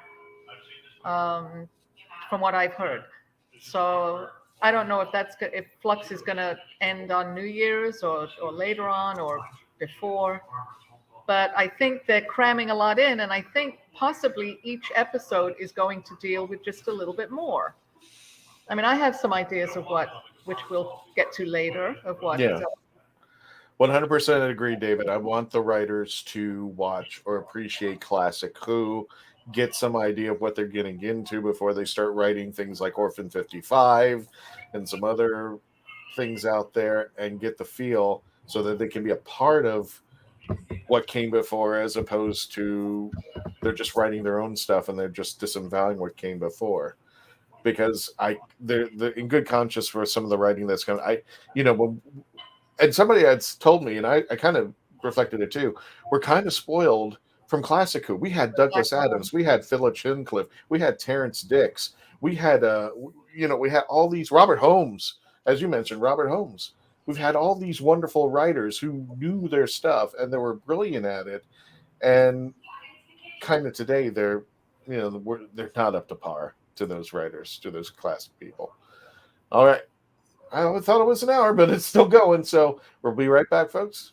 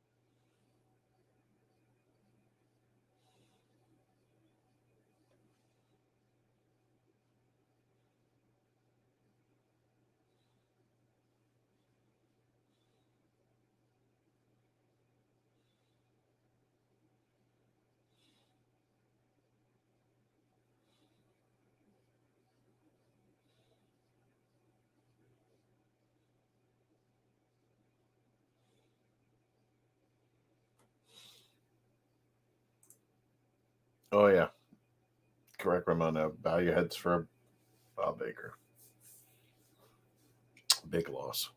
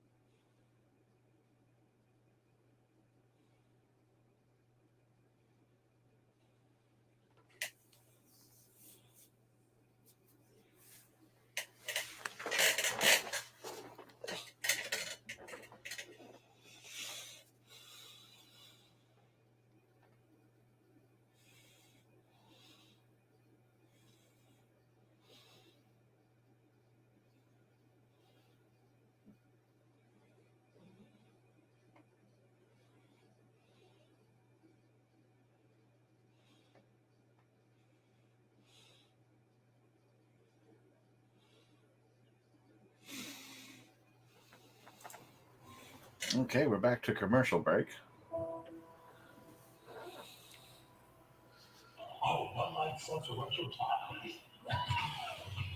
Best way to honor Bob Baker is to take the trouble to find the great writers for Doctor Who. The audiences will walks for good. Industry wisdom is reading slide. This bad is irreversible. I don't know, David. The question I will get to it back. We'll get to it in the review, so I'll probably bring this comment back up. I will honestly say this. For me, RTD's damage control. I don't think they would have brought back RTD unless there was something they need to fix, because usually a TV show that keeps on going is going to bring in some new blood, some new talent to bring him back. Kind of, for me, and this is my opinion, RTD's damage control. But I also think that he is a big Whovian, because I think there's a lot more going on to this, because I think he's trying to he basically, in the most recent articles that we read, that he took pretty much the creative powers away from the BBC and he's bringing it over to Bad Wolf. So I'm thinking he goes, you know what?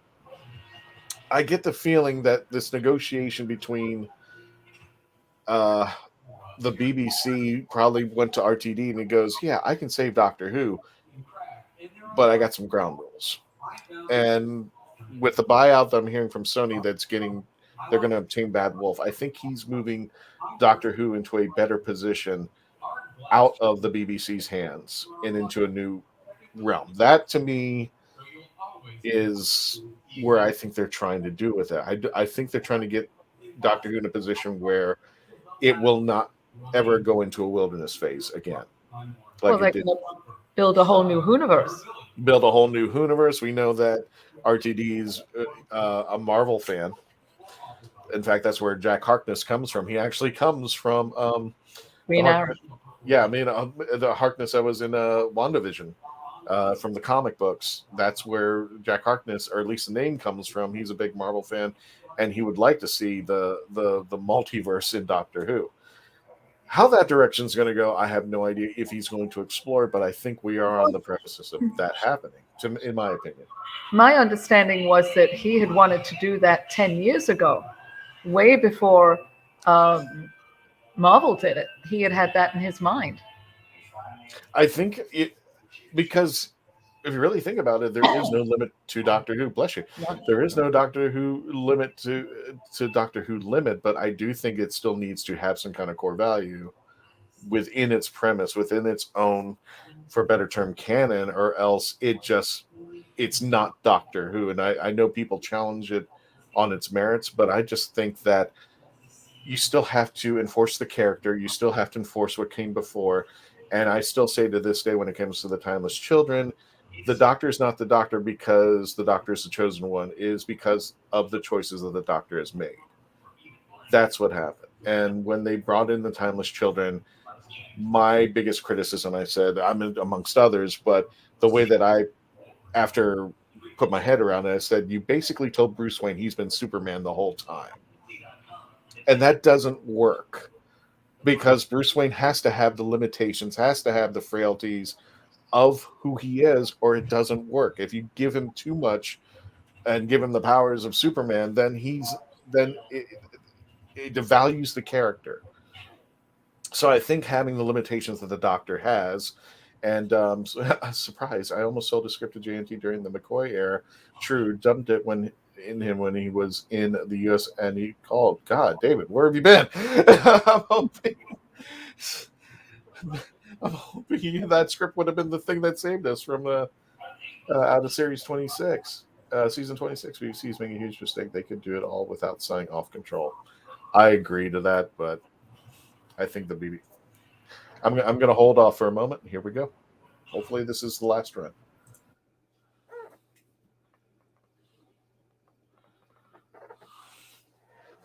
Hey, Luke. Thanks for joining us.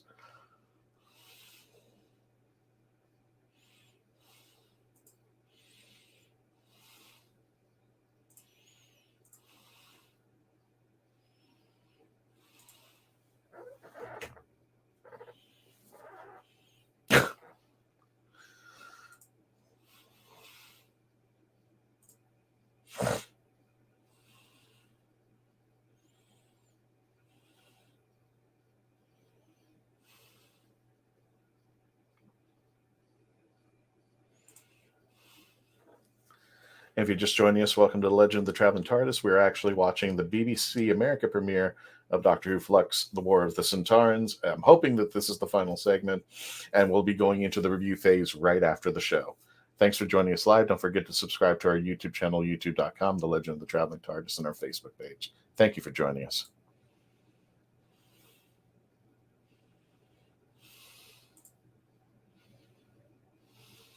Thanks, Luke. I appreciate that. Thank you.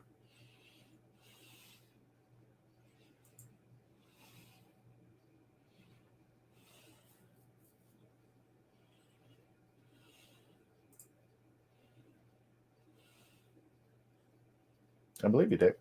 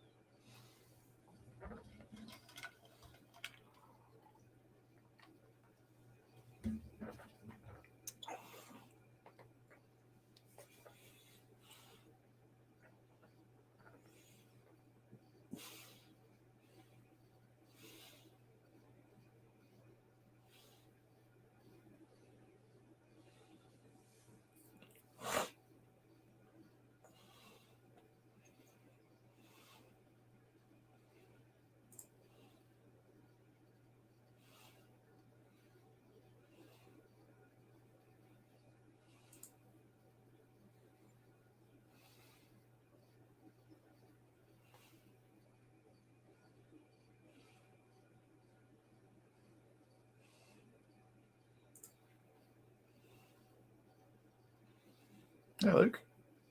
I can see you from your profile picture on YouTube.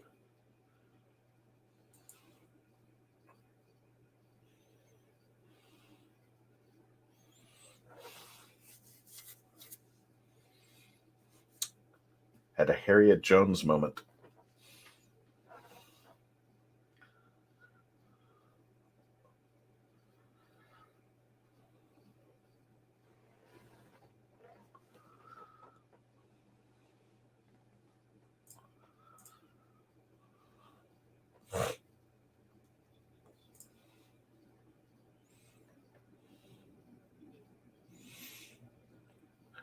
Okay, Luke.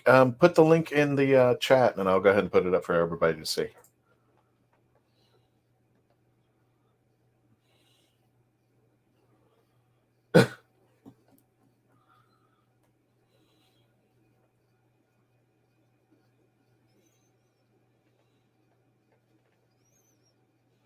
Thank you for sharing the video, Ramona. I appreciate it. Thank you.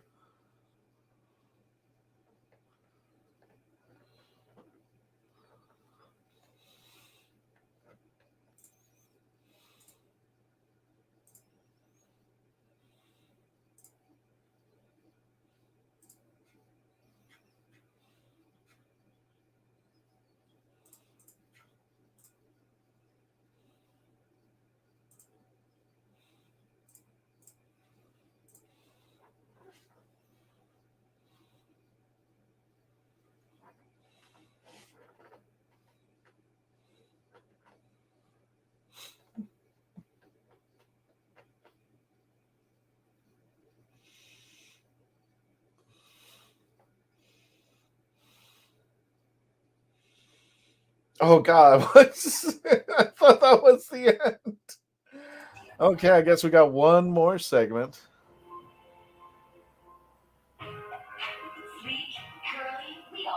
Hold on, Luke. Because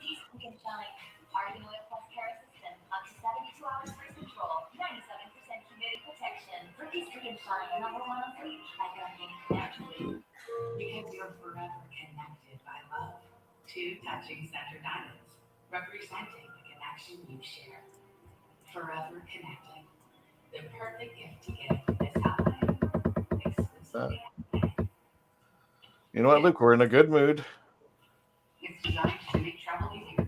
I don't know if you had you wouldn't have that channel yet, but there you go, Luke. There is the link. Luke Cosplayer. He's got 55 subscribers. Let's help him get to 100 there. This is Luke's Cosplay. If you search for my name, Luke Ravenhill. Yep, I found it, and I got one more subscriber there. So there you go, Luke. Good luck to you and break a leg out there, my friend. Tommy just hooked on the potatoes.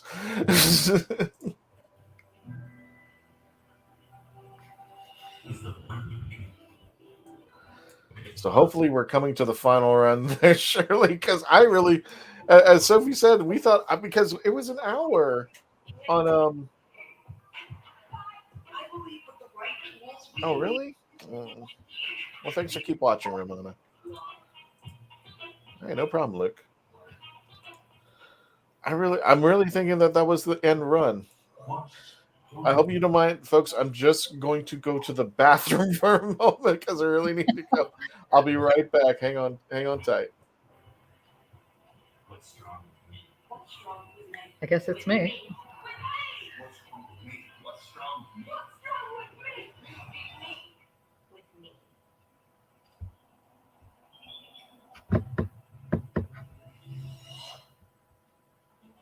Time together is a gift. But many women spend hours a day away from home collecting water. This holiday, every Stella Arts Flower limited edition chalice supports Water.org, giving them the gift of time.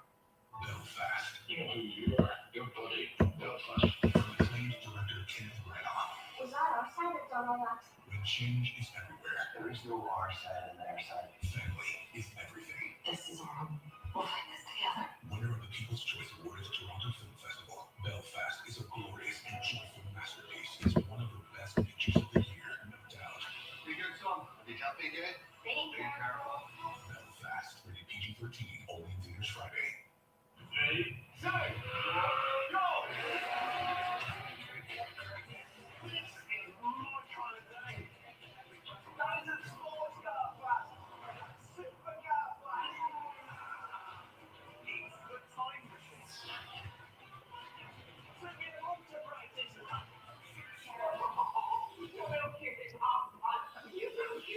Top Gear, new season, Tuesday, November 23rd at 10 on BBC America. The rules are different now. We do what we need to do, no matter the risk. This is war. Even if they don't know it yet. If they catch us, they could kill us. You're all we have. I don't know.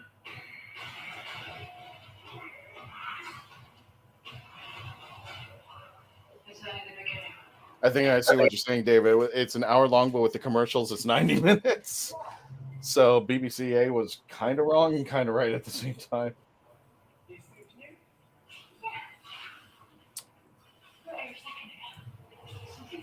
Hey, Sophie.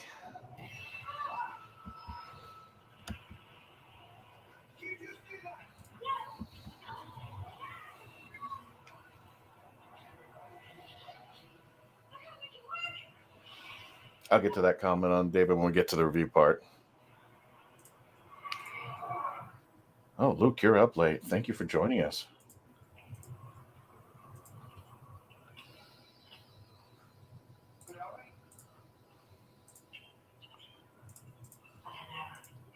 But the special technical ratings are at 0, which is impossible.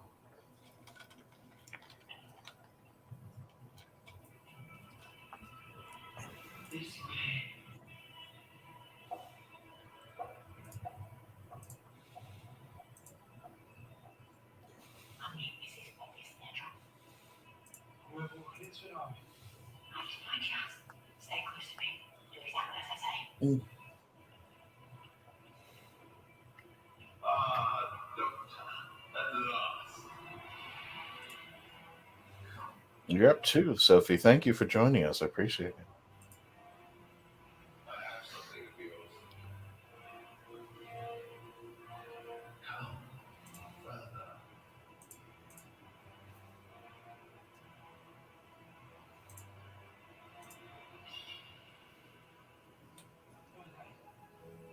These are the Mori, Doctor. The remnants of the beast. The Mori. In the Temple of Atropos. On the planet Time. There is no planet called time. Yet here we are. The Temple of Atropos is broken. And the Mori are fading. Creatures who hold time in this universe together. Broken.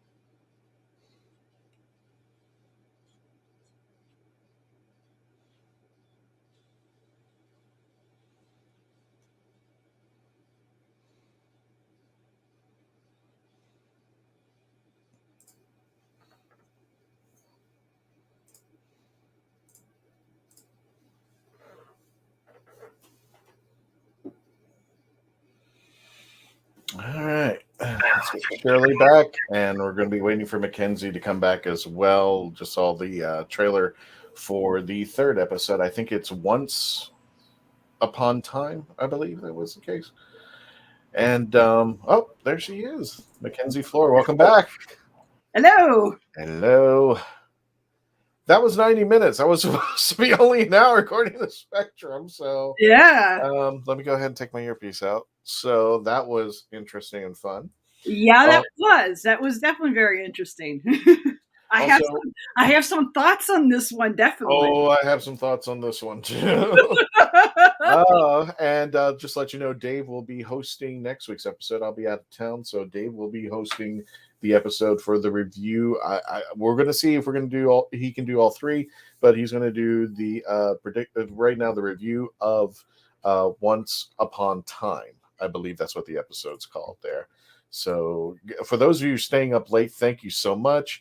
And now we're going to be turning it over to our review. I'm waiting for hopefully another couple people to show up, but for right now, it's going to be Mackenzie Fleur and Shirley Hott from the Pandoric restaurant. Mackenzie Fleur is the author of The Right of Wands and the Binge Watcher's Guide for Doctor Who. So without further ado, I'm putting up this warning just once, maybe twice during our show, but just in case to let you know. What? Spoilers. Oh. Fantastic. We're going to be spoiling the heck out of this episode right now. So this is your one chance. If you want to go and come back and check out the last, I guess let's try to see if we can do it for a half hour. If not, an hour, I guess. for the episode that we just watched, Doctor Who Flux, the second chapter, War of the Sontarans. As we normally rate this, we go on a scale of 1 to 10. TARDISes, 1 being god-awful, 10 being awesome, and every number in between. Mackenzie, you go first since you just came back. How would you rate this episode? Just give us a number on there. I have to go with a 7.5. 7.5 there. And for those of you just joining us on this episode, you're more than welcome to put in the chats the rating, and now we can spoil the heck out of this. Shirley, what would you rate this episode? I'm wavering around 7, definitely, possibly a little bit more, but you know, it's a few things that I had a little issue with. Gotcha. And according to our premise, same things. the person who rated this the lowest goes first, but I'm the host. Well, usually you're the one who goes last. How about for a tradition, change tradition up here? You go first because I'm going last on this one. I'm holding tradition. But I'm sure you went lower than 7.5. I did go lower than 7. Unfortunately, I'm going to say you went 6. I'll say my number in a minute there, but currently right now you hold it at a 7. What worked for you? What didn't? And everybody in the chats, go ahead. And Luke, we'll get to your question there, but I got a long explanation. We'll when we do the wrap up there. But let's see some numbers out there. Shirley, you rated a 7. What worked? What didn't? I mean, I liked. Excuse me. In general, I basically liked it.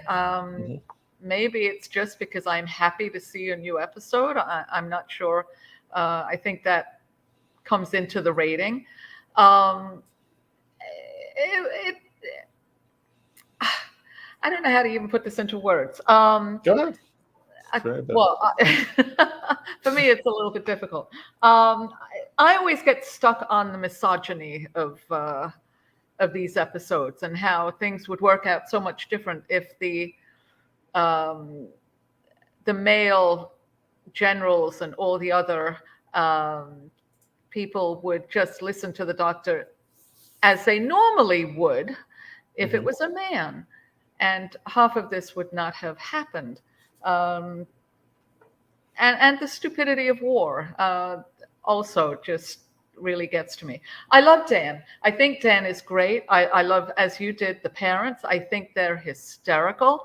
I thought he was going to take out his house from his pocket at one point and just kind of like show it to his neighbor or something as to why he couldn't go home or something like that.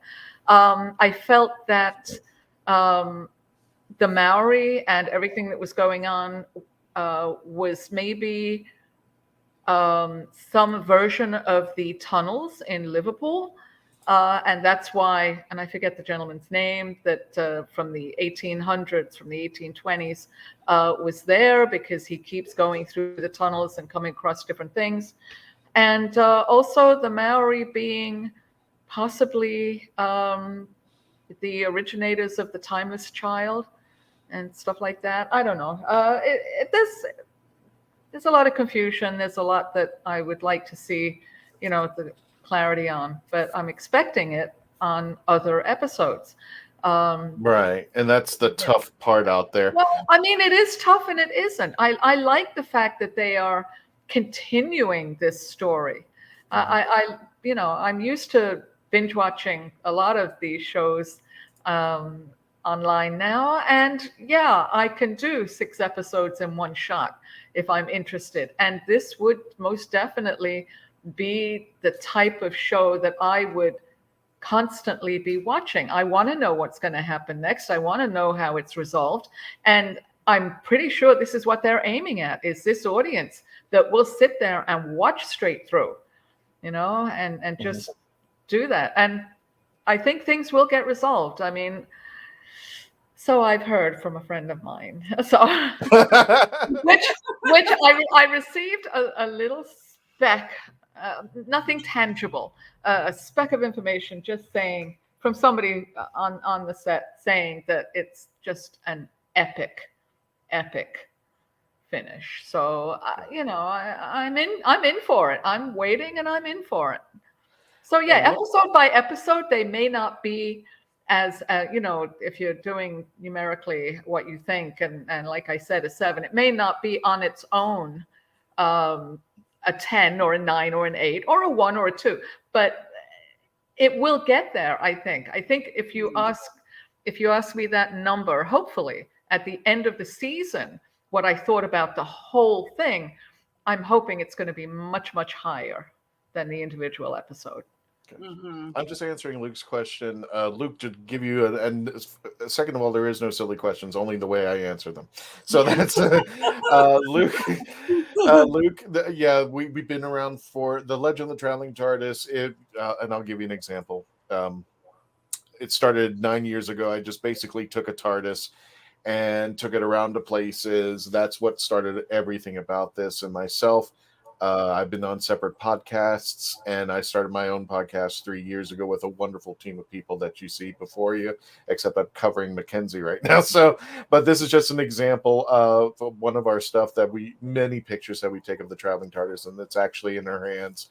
The girl who's cosplaying 13, where she's sonicking a tree. This is the kind of stuff that started the whole thing. Put that down. Put it down. Put it down. I cover you back up again. So we've been doing the podcast for about 3 years. It started as an audio podcast way back when, and today it's moved on to a YouTube channel with now, thank you, 59. What's in there?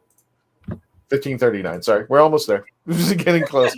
Trying to get to 2,000 subscribers. Our Facebook page now resides at 55,000 Facebook followers. So so there's no silly question out there, just for people who are not familiar with what we do out there.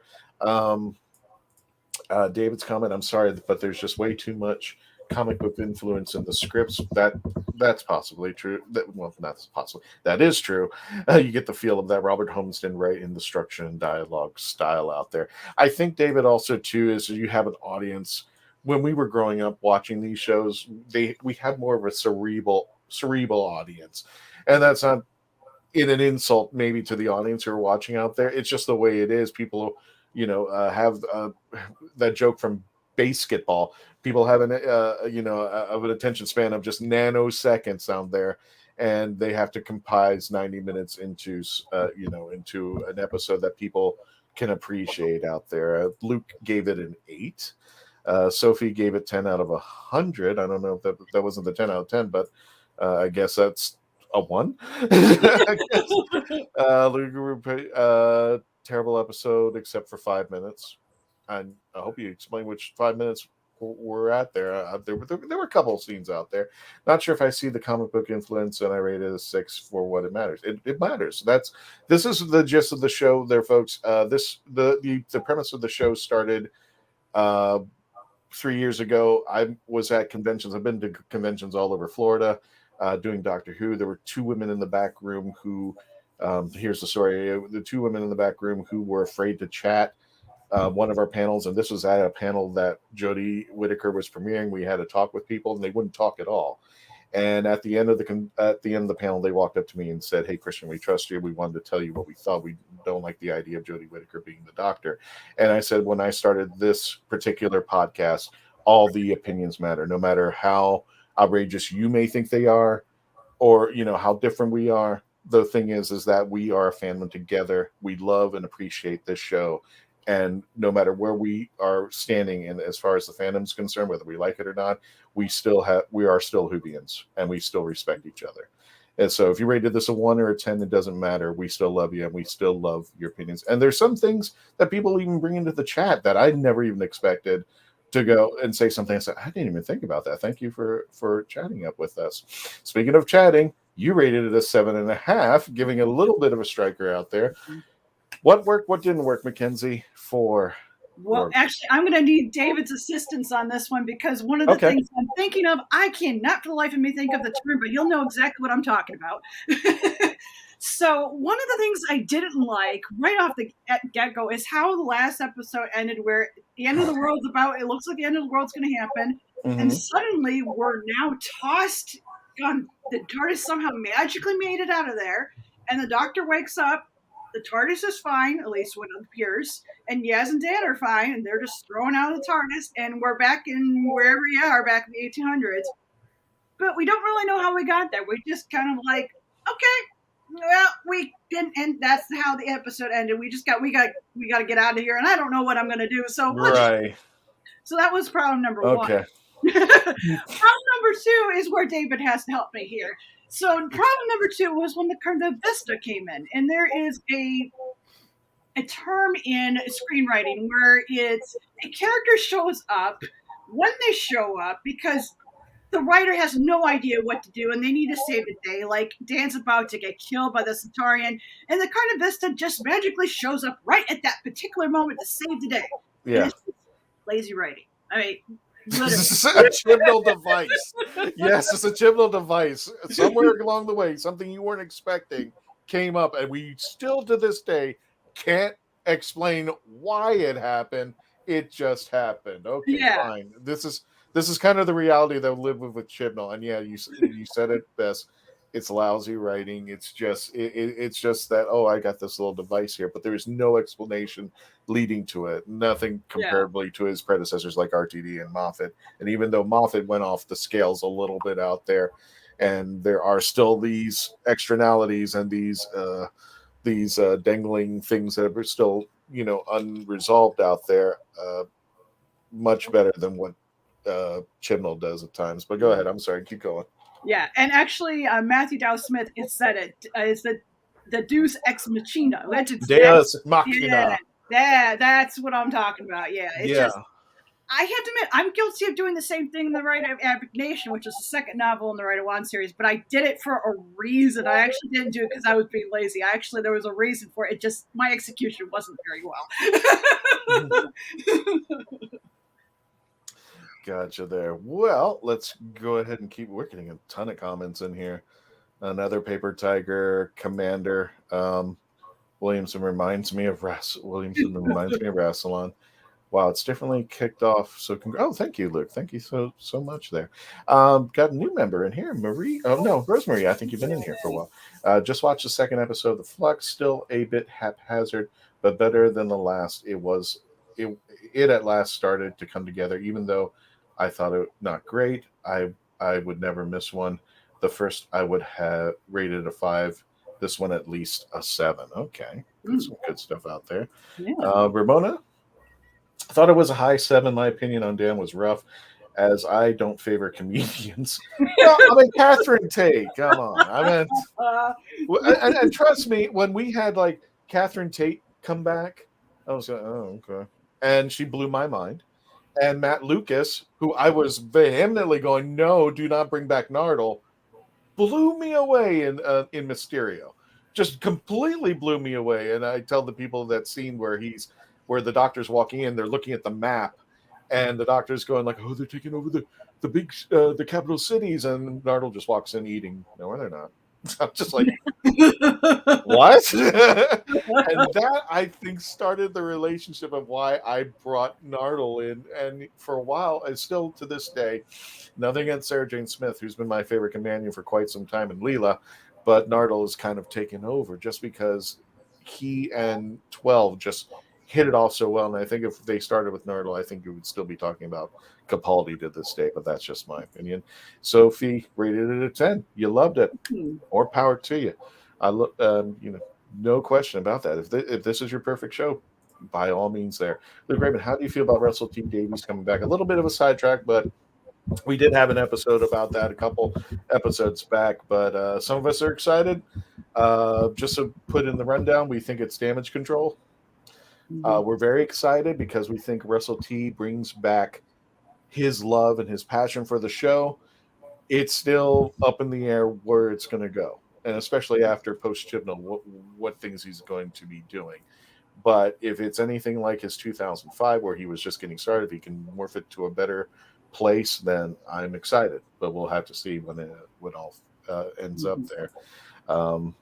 Yeah, that's how I felt too. I'd say there you go. I'm very tossed. I'm a huge Russell T Davies fan, but I am very tossed when it comes to Doctor Who because I have an expectation that I don't know if he's going to be able to match what my expectation is, and my expectation is to be able to take Doctor Who and make multiple spin-offs and it being successful. That is what I'd like to see happen. And he's just one man. I mean, he's just one man. And correct me if I'm wrong, David, but I think he mentioned earlier that we need to focus on the one show, but we did spin it off with Sarah Jane Smith and Torchwood, which were successful run shows. I'm still looking for my Romana show, or at least bring her up to Prime show. Yes. There are just these glorious stories and characters that are just sitting in the back going, can we come and play now? We've been, we've been out here for a while out there. David continues. I started to like the 5 minutes with the Doctor and the Sontaran General in the middle of the wasteland. And then Jodie starts mugging and acting superior, but the dialogue was okay for a few moments. So he did like the beginning of the Sontarans there. I have a question for the audience. So let me go ahead because I'm just keeping the eye on the time. I rated it a 6. Here is what I can't get, and I will jump the score if anybody can convince me. Why the Sontarans in this war?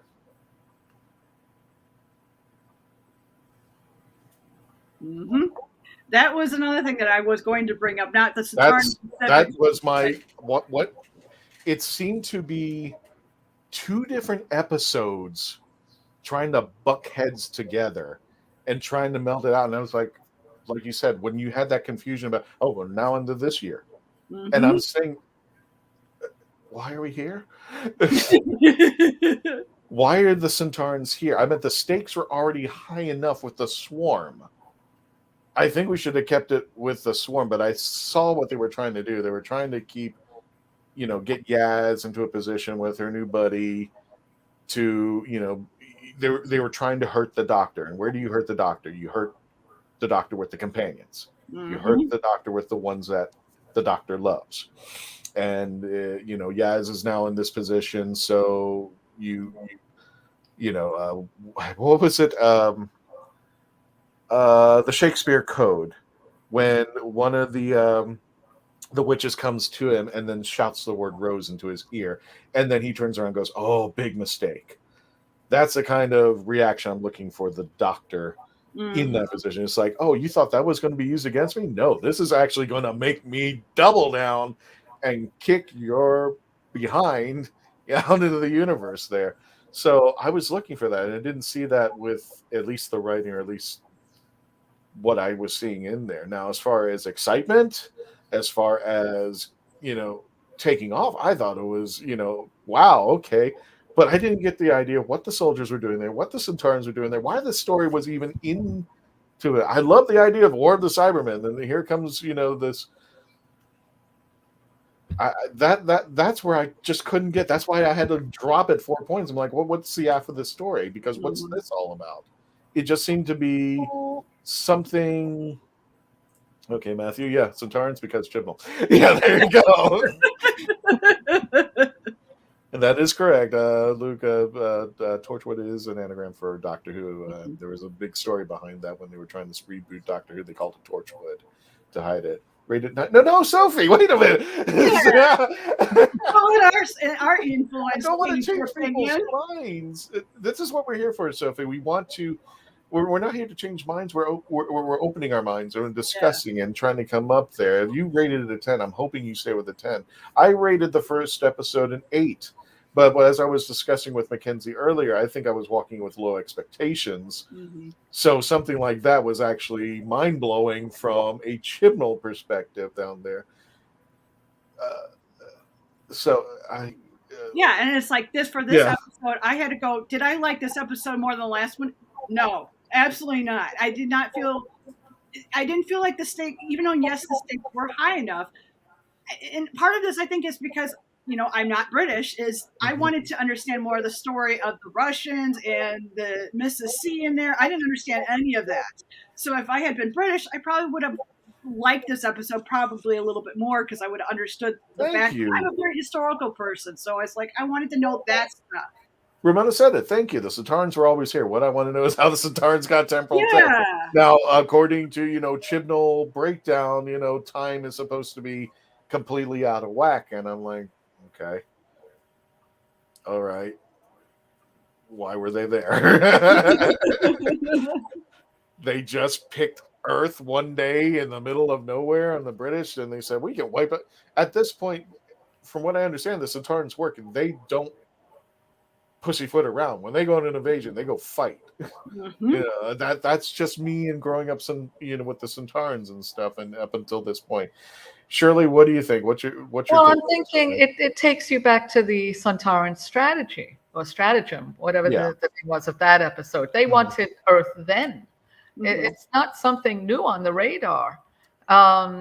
They chose to go back, I believe they said it in the episode, to the Crimean War because there was a war and they love war.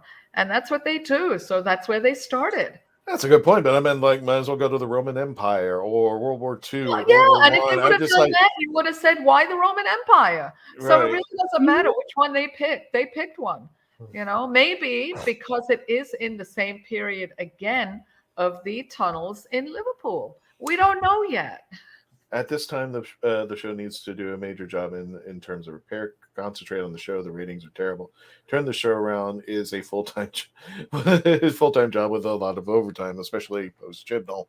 Yeah, that's going to be an interesting ride for RTD to see up there. So, Sophie, if you think it's a 10, this is the only thing. I just want to open your mind to possibilities that you may not have seen before. I rated this one a 9. I rated the first one a 9 and 1 an 8. Okay. Yeah. That's fine there. Yeah. And I was here going back between 7 and 7.5. And the only reason I went to that 7.5 actually was because of having the doctor being like, oh, I'm a woman. This just didn't go the way it was supposed to go. So that was the actual reason why I get above. The only thing, Shirley, when you were talking about and what was that term that Ramona used? It was paper tiger. What was it? I'm sorry, I'm looking for it in the comments here. Paper tiger general or something like that. Yeah, something like that. I meant not every. You see, I think it just gets considered because not every person is Lethbridge Stewart. Right. And I don't think a military rind is always stupid. I think there are some military people who are open-minded, like Brigadier Lethbridge Stewart, who is a perfect example of the conflict between the Third Doctor, and in some cases the Fourth Doctor, and military mind. But there were even times when, the Doctor was wrong and Brigadier was right. So there was always that flux in there. But in the end, when we got to the 11th Doctor, when eventually the Brigadier passes away and he gets that phone call, there's still that respect. Even though he's not going to be there because he can't take endings, there was still that respect of the Brigadier at the very end of his life. So just like David goes on, Yaz being threatened like the Sontaran threatens to kill Jamie and the 2 doctors, Robert Holmes. Again, yeah. Robert Holmes is awesome. Sophie, yes, it's okay. It's okay. If you think it's 10, it's great. This is the only time I just want you to think about what it is. If you loved it, like I said, if you rated this a 1, a 10, or any number in between, you're Whovians. We love you. Let's talk it out. And at the end of this, we all get a beer over at the Pandorica. At the Pandorica restaurant, and hash it all out, and we talk about And I'll sign books over there because we actually pandemic actually had something going on. I don't know if Shirley remembers that. Actually, one of my publishers contacted her, and we were all getting excited all about. And then, whoops, it didn't happen. It didn't happen. But I don't know what happened there. I guess because the pandemic. I'm thinking that too. Yeah, I'm thinking that. I have to go there because I've been staring at the Karen and Matt portraits there, and I know that story about the pin drop, and I'm just like, well, you're welcome anytime, as is anyone. And we'd love to see you. We'd love to have a book signing here. Be awesome. Yeah. Matthew Dow Smith says, if the Sontarans had temporal tech, they didn't need the Flux for it. This is where it just gets weird. Just like, why do we? I mean, I love the idea of a war with the Sontarans. I mean, these guys, these millions of clone guys who just, Sontar. why were you here? We could have just done the swarm thing. We could have just done the brother and sister thing, whatever those two call. I forgot. So I was just like, they could have just invaded Earth before humanity existed. Yeah, just like they could have just taken over without a single shot. But as Shirley puts, yeah, they're bred for war. So that yeah. Then I'm like, okay, so pick a war. And then like, if you really wanted to do some damage. And David adds to the comment that their Crimean War is easier to put on screen instead of World War II of the Roman Empire. And that's very true. But it's just like, but those are the wars that I would think Sontarans would go after. They wouldn't go for the Crimean War. They would go for something huge. I mean, they would go for something radical. And I would think they would do World War II or one. But that's just me. The humans are the most dangerous game. That is remote. That is right. Well, maybe it's possible the BBC was using all the uniforms for other projects, and the only ones they had available. Exactly. It's very possible. It is. Yes. I have heard that I believe does use costumes over and over again. That was actually someone had told me that was one of the things I have going for me for Writer Wands, is because all of my main characters have one costume. That's all I need. And it doesn't change, even though I've run for 5 seasons. They're all wearing the same thing. There you go. I must say that's what I love about the BBC is how they do the costuming, how they will only have to make up 2 people of a species because the rest are all wearing masks or helmets or all the other stuff. You only have to make up 2 people, even though there's hordes behind them. Yeah. I think it's brilliant. You know, when you have very little money and there's things you have to accomplish, you come up with some great ideas. You get very creative. And I think a lot of that is being lost because I think Chibnall is using too much of the modern technology and relying on that rather than, you know, doing the character-driven stories and delving deeper into being creative and just going with like, you know, this is what the kids like, that kind of stuff. Yeah, I have to agree with that because if you look at this episode, the Sontarans kind of felt like a distraction. Like, well, we don't know what to really do from the main story. Let's put the Sontarans in as a distraction while we try to sort out what's going in the main story. Right. It's.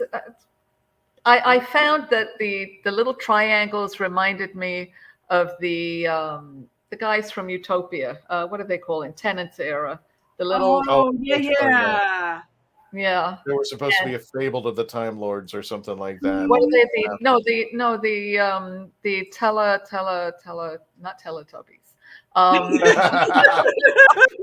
the ones. Although they are trying to take us over, so I'm just like whatever. The ones that came back in time with Harold Saxon to take over the Earth. What were they? The little balls. What were they called? I'm looking them up right now as we speak, but it's from The Sound of Drums. Yeah, exactly. And it's but the Toclafane, yes. But the Toclafane, except. But I remember a line between the Master and the Doctor. The Doctor was in. It brought the Doctor because the name the Toclafane is supposed to be in Time Lord lore. Oh. And I think, if I'm not mistaken, I'll try to find it. I did not know that. But if anybody knows it in the comments, I could have sworn. There you go, Ramona. Thank you. Toclafane. There we go. One of the annoying things, and I find this every week, is you have a cliffhanger at the end, and you want to know, obviously, you want to watch next week and find out what happened, but they've already shown you that Yaz survives. Yes. Oh, gosh. Yes. It's the fault of the way that I have to blame it on what I believe Chibnall is doing with this particular season, and he's following the binge-worthy model, which is exactly what you're talking about. It's for that person that it ends in a cliffhanger. You keep watching, wanting it, but then you're right, they do, and it's like, I don't know if the marketing does. They don't have to show those 2 characters. They can easily. I'm sure there's more than those 2 characters in the next episode. You've got, I think, the Weeping Angels are in the next episode, if I'm not mistaken, and then, I think the Cybermen are coming up in the episode after that. I mean, we're going through different ones. So there's stuff to see besides Yaz and again, his name is so forgettable. The other guy. Tardinis then. Yeah. It's not a spoiler. That's a big spoiler. No, well, not only that, but today was we not only recycle costumes, we recycle actors. All I have to say is Harry Potter. How many times? But you'll see actors come back. You know, what was it? How many times did God, who played Martha Jones? Freeman, Aggie Freeman Agama. How many times did she come back? How many times did Peter Capaldi come back? And then Karen Gillan, she came back. I mean, they recycle the actors as well. So I mean, there's this thing. Yeah, thank you, really. They are. But they did address that in one time. Or whatever. Yeah. Well, how many times? Colin Baker came back. Classical. So. Even props for background actors in major movies, plywood cutouts. Yeah. Yes. No, I get it. I mean, when you got a budget and such like that, but it's the fun part about this is now when Doctor Who got rebooted. Now we had CGI. Now we had the money and the budget for the imagination that the writers could come up with and support it with. So there's no reason why we should be recycling anything at this point. We can come up with something new that doesn't make it look too fake. I have always, I talk to my customers a lot. I mean, that's the fun of the restaurant is the fact that I get to just have these discussions and talk. And I talk a little about Classic Who. And not so much the plots and the storylines, but more the environment. The environment back then was pre-VCR, pre-DV or whatever, all that technology. You could, and it was never repeated. Yes. There were no reruns. There were no repeats. You saw it once and it was gone. I started with the first Doctor. I started with William Hartnell. And I was very young. And it was so different. And as you continue to watch, you were enamored by it. And you didn't go back and say, well, this was this and that was that. You didn't nitpick. You saw it once and your imagination just took over until the next week. And that's how it continued. And I still say to this day, if we would have had some way of watching it again, there would be no Doctor Who today. There wouldn't be. And I think that it's good to discuss and it's good to get out, how you feel about episodes and things like that. But to get too nitpicky over every little detail, Doctor Who wouldn't be here if that's how it was. I think Whovians are very forgiving. And I think the fact that we gave this episode as high as, Sophie's 10, there's absolutely nothing wrong with that. We pass over certain elements because we want to. I don't think it's because we don't see them. I think it's because we're forgiving and we want this to go on and we're intrigued and we're just, we all have two hearts and I just think it needs to ease up a little bit. This is sci-fi.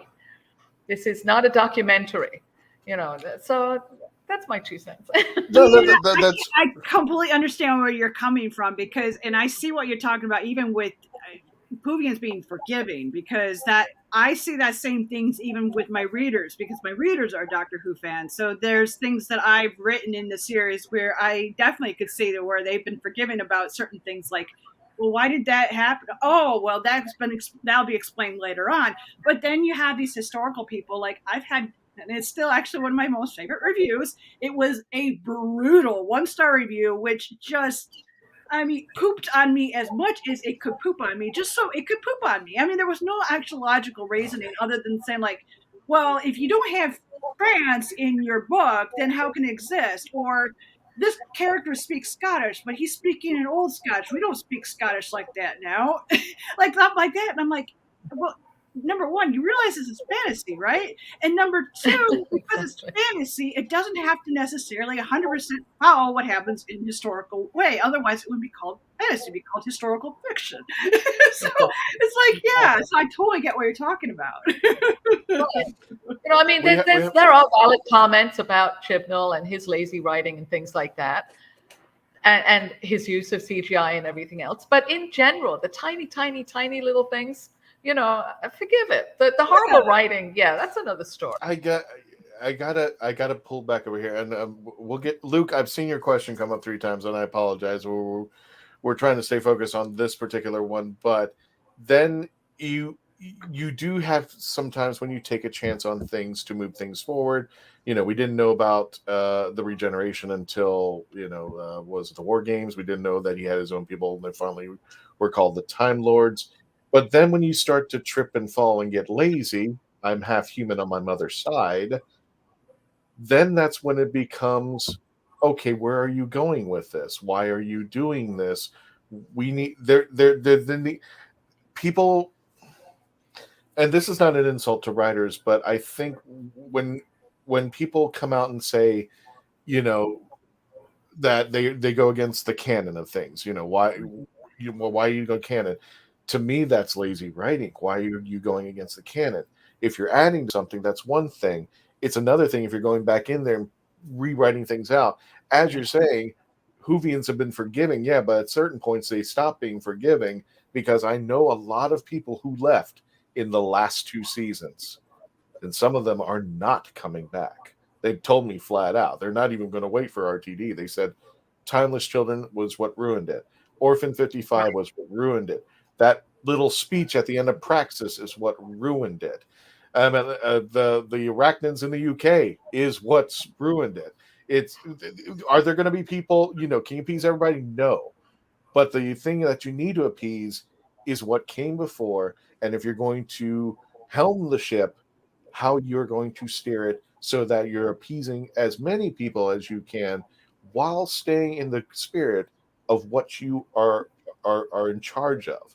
Because once you lose that, half human when you're on my mother's side, that's when things go off the rail. And then hopefully, Big Finish comes around and says, oh, okay, we'll explain that too. Like the bats and the TARDIS, which is actually explained in Big Finish. Are there certain things that come up and kind of get used and are thrown into the canon when the Timeless Children came in after the Brain of Morbius? Yes, but now the Vengeance of Morbius, which is the Big Finish audio, from what I understand, those faces actually belong to Morbius.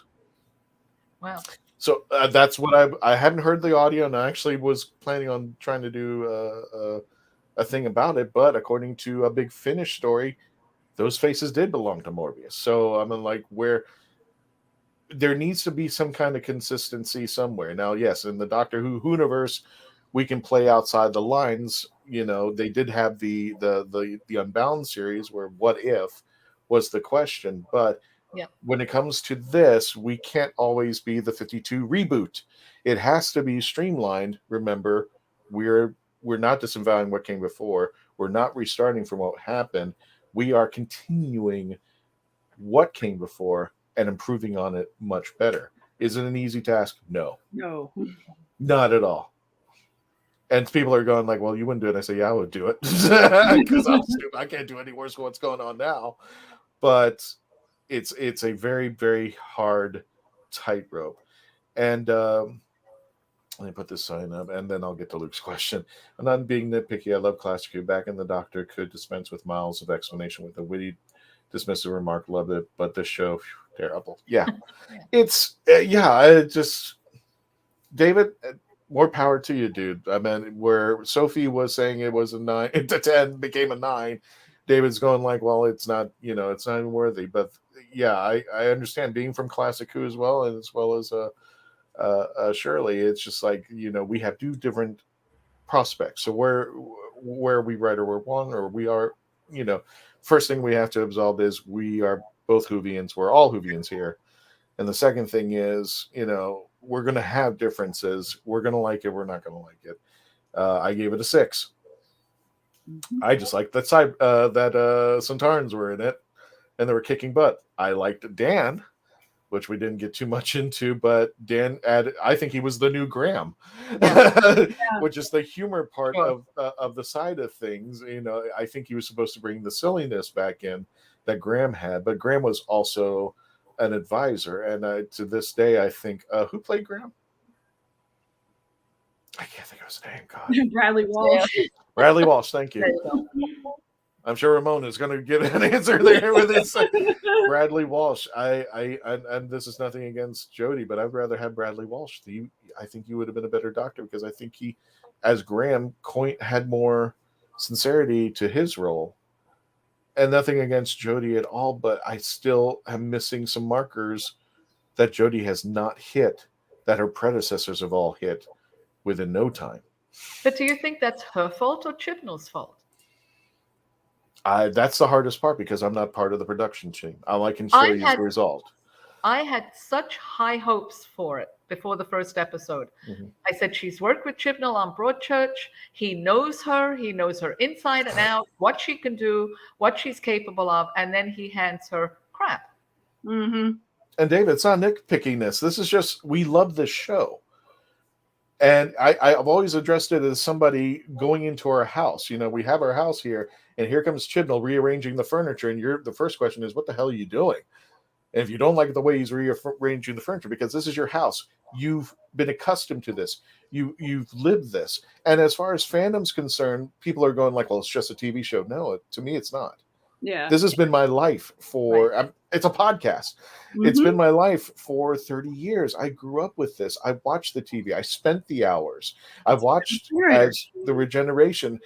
So to say this as a TV show, the only reason why I would say that is that we shouldn't be going, you know, verbally with knives at each other and cutting our throats because we have different perspectives. But however, this, you know, it's been blood, sweat, and tears. How much money have I spent on merchandise, on VCR tapes or DVDs? I mean, or hours that I've spent watching and rewatching and watching the shows, going to the conventions, dressing up. There is a body and soul that is represented in the geekdom, which needs to be nurtured and addressed. And this is where I also throw Chibnall under the bus, because he seems to have his one direction, be damned about what everybody else thought. Mm-hmm. And, you know, and going in here and going like, well, I'm not going to listen to them. Even the, what was it? The Taste the Rainbow Daleks disappeared after they got criticized for a while. So they showed up again at the asylum, which made sense because it was all the Daleks, but you know, the Skittle Daleks just disappeared because nobody liked them, and they liked the classic, and they liked what they saw. It's a hard thing. What was the Sonic sunglasses? You know, okay, we want the screwdriver. That time in the Sixth Doctor when they changed the TARDIS, my God, we didn't even have internet back then, and you could feel the Twitterverse. You brought that up. Oh. So it's not being nitpicky. I don't think it's being nitpicky at all. I think it's just keeping people on the terms that we have addressed as far as. Thanks, Ramona. I'm hiring you, Ramona. Darling Paradigm. Thank you, Ramona. I think we just, when you take over the show, there is a responsibility and there is something that needs to be addressed when you go into the show. Is it going to be easy to appease everybody? No. But I think if you stay with the core values of what the show represents, and just, you know, now the description has changed. It was a madman in a box. If you can stick with that premise, I think if that's your guiding point, whatever story you come up with, as long as it keeps on track with that, I think this show will be run until I'm gone. And everybody else has been gone. I'm hoping that this reaches Dr. 1000. That's just me. So I think we got to the end of our chat. So for me, it goes back to the Bible and the structure. Luke, we're going to get to your question. I think part of the problem is that Broadchurch, because I had actually a very similar feeling there, Shirley, where with Broadchurch, I was excited about him taking over. He had worked with Jodie. I had seen him work with Jodie, seen her work, seen work that she's done prior to Chibnall, so I could see what she would do. I mean, I would love to be able to write something for her and be able to let her shine. But of course, I think part of the problem is that Chibnall was afraid. Broadchurch was his baby, so you know he could make the calls. He wrote a lot of the episodes himself, just like he did for Doctor Who, but he didn't have all that lore that he had to pull back from. And it seemed even when he grew up, he was very critical of classic Doctor Who. So there was a lot of things that he didn't want to do. He wanted to take it into a different direction. But again, the structure was broken. Without that characterization, without that Bible, the show's broken without it. It just doesn't function. And that's one of the reasons why when you're putting a TV series together, you have to have a Bible. Without it, the two just don't function. Yeah, yeah. And Sophie, I hope that's a good oh wow. Okay. I'm good to get to Luke's comment because I feel bad. He's been chatting. If Sontarans and Daleks had a fight, who would win? I would say Sontarans. Because they're made in multiple batches, millions and millions of visions. Even the Daleks, I would say the same, but I think the Sontarans, I don't know. I just say Sontarans. What do you two think? I would say Sontarans because, like the Cybermen, they are able to make adjustments, whereas the Daleks are programmed to be pretty much just one linear way, versus them being able to think on a higher basis, and that's. Mm-hmm. But at the same time, you could take the argument, well, if that's the case, why does the Doctor never beat them always? Because the Doctor does let them get away sometimes. So, but I still think the Sontarans would win. Little yes and no, so shock. Okay. I'm hoping we're doing it right, Sophie. Yeah, that's all. I think it's more we're opening eyes for perspective because we do bring multiple perspectives from it. It's like, exactly. I bring it from the writing perspective and the screenwriting perspective, but a lot of people don't understand the behind the scenes how that stuff works. Okay, and David brings up and this is what we've addressed when they brought in Jodie and Chibnall controversy. A woman as the Doctor is driving some away because many see as an anti-white male after 50 years of white male instead of creating a new show with a female lead. I can see that this is an episode probably on its own to break down that. Yeah. There was no problem with Missy. And that's everybody accepted Missy. Let me address this, and I'll try to do this in the amount of time we have left. And you two, please, by all means, jump in if anybody wants to chat about it. By all means, it's not going to be done in one episode. It was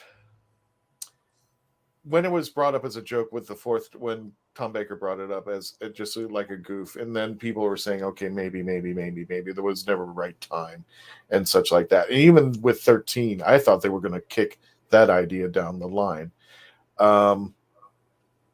I was appreciative when they were talking about the female Doctor. I was appreciative because of two things. First of all, Chibnall had written some episodes of Doctor Who, not the greatest ones, but at least we knew he wrote some things of Doctor Who. Not only that, but this was the guy, the kid, who took on John Nathan Turner and Pip and Jane Baker on their show, which I don't think they even knew was going to happen. There's Chris Chibnall going like, it could have been better. Now, I really like to see that Chris Chibnall, what he would say to his own self today as far as the writing is concerned. So when Chris Chibnall took over, I felt comfortable because I thought, okay, here's a guy who probably is on par as far as passion's concerned with Russell T Davies and Stephen Moffat. Jodie Whittaker, I saw her in a movie called Attack the Block, the worst movie I could ever watch in my entire life. It also had the stormtrooper, which his name John Boyega. Mm-hmm. When you're watching a movie and you're rooting for the aliens to kill everybody, you're watching a very bad movie. The only redeeming thing that I loved about this movie was Jodie Whittaker, because I actually saw an advertisement. Nick Frost was in it, and that was what pulled me in. Was I want to see a Nick Frost comedy. He was god awful in it, and everybody else was. And the only redeeming thing was Jodie's character, who was a nurse. The dialogue was horrible and everything, but I was just like, I wanted Jodie to survive, and she was cool. And I actually said to myself, if they were going to go female, Jodie doesn't seem to be a bad character. I have yet to see that persona of Jodie go into this Doctor. Mm-hmm. Mm-hmm.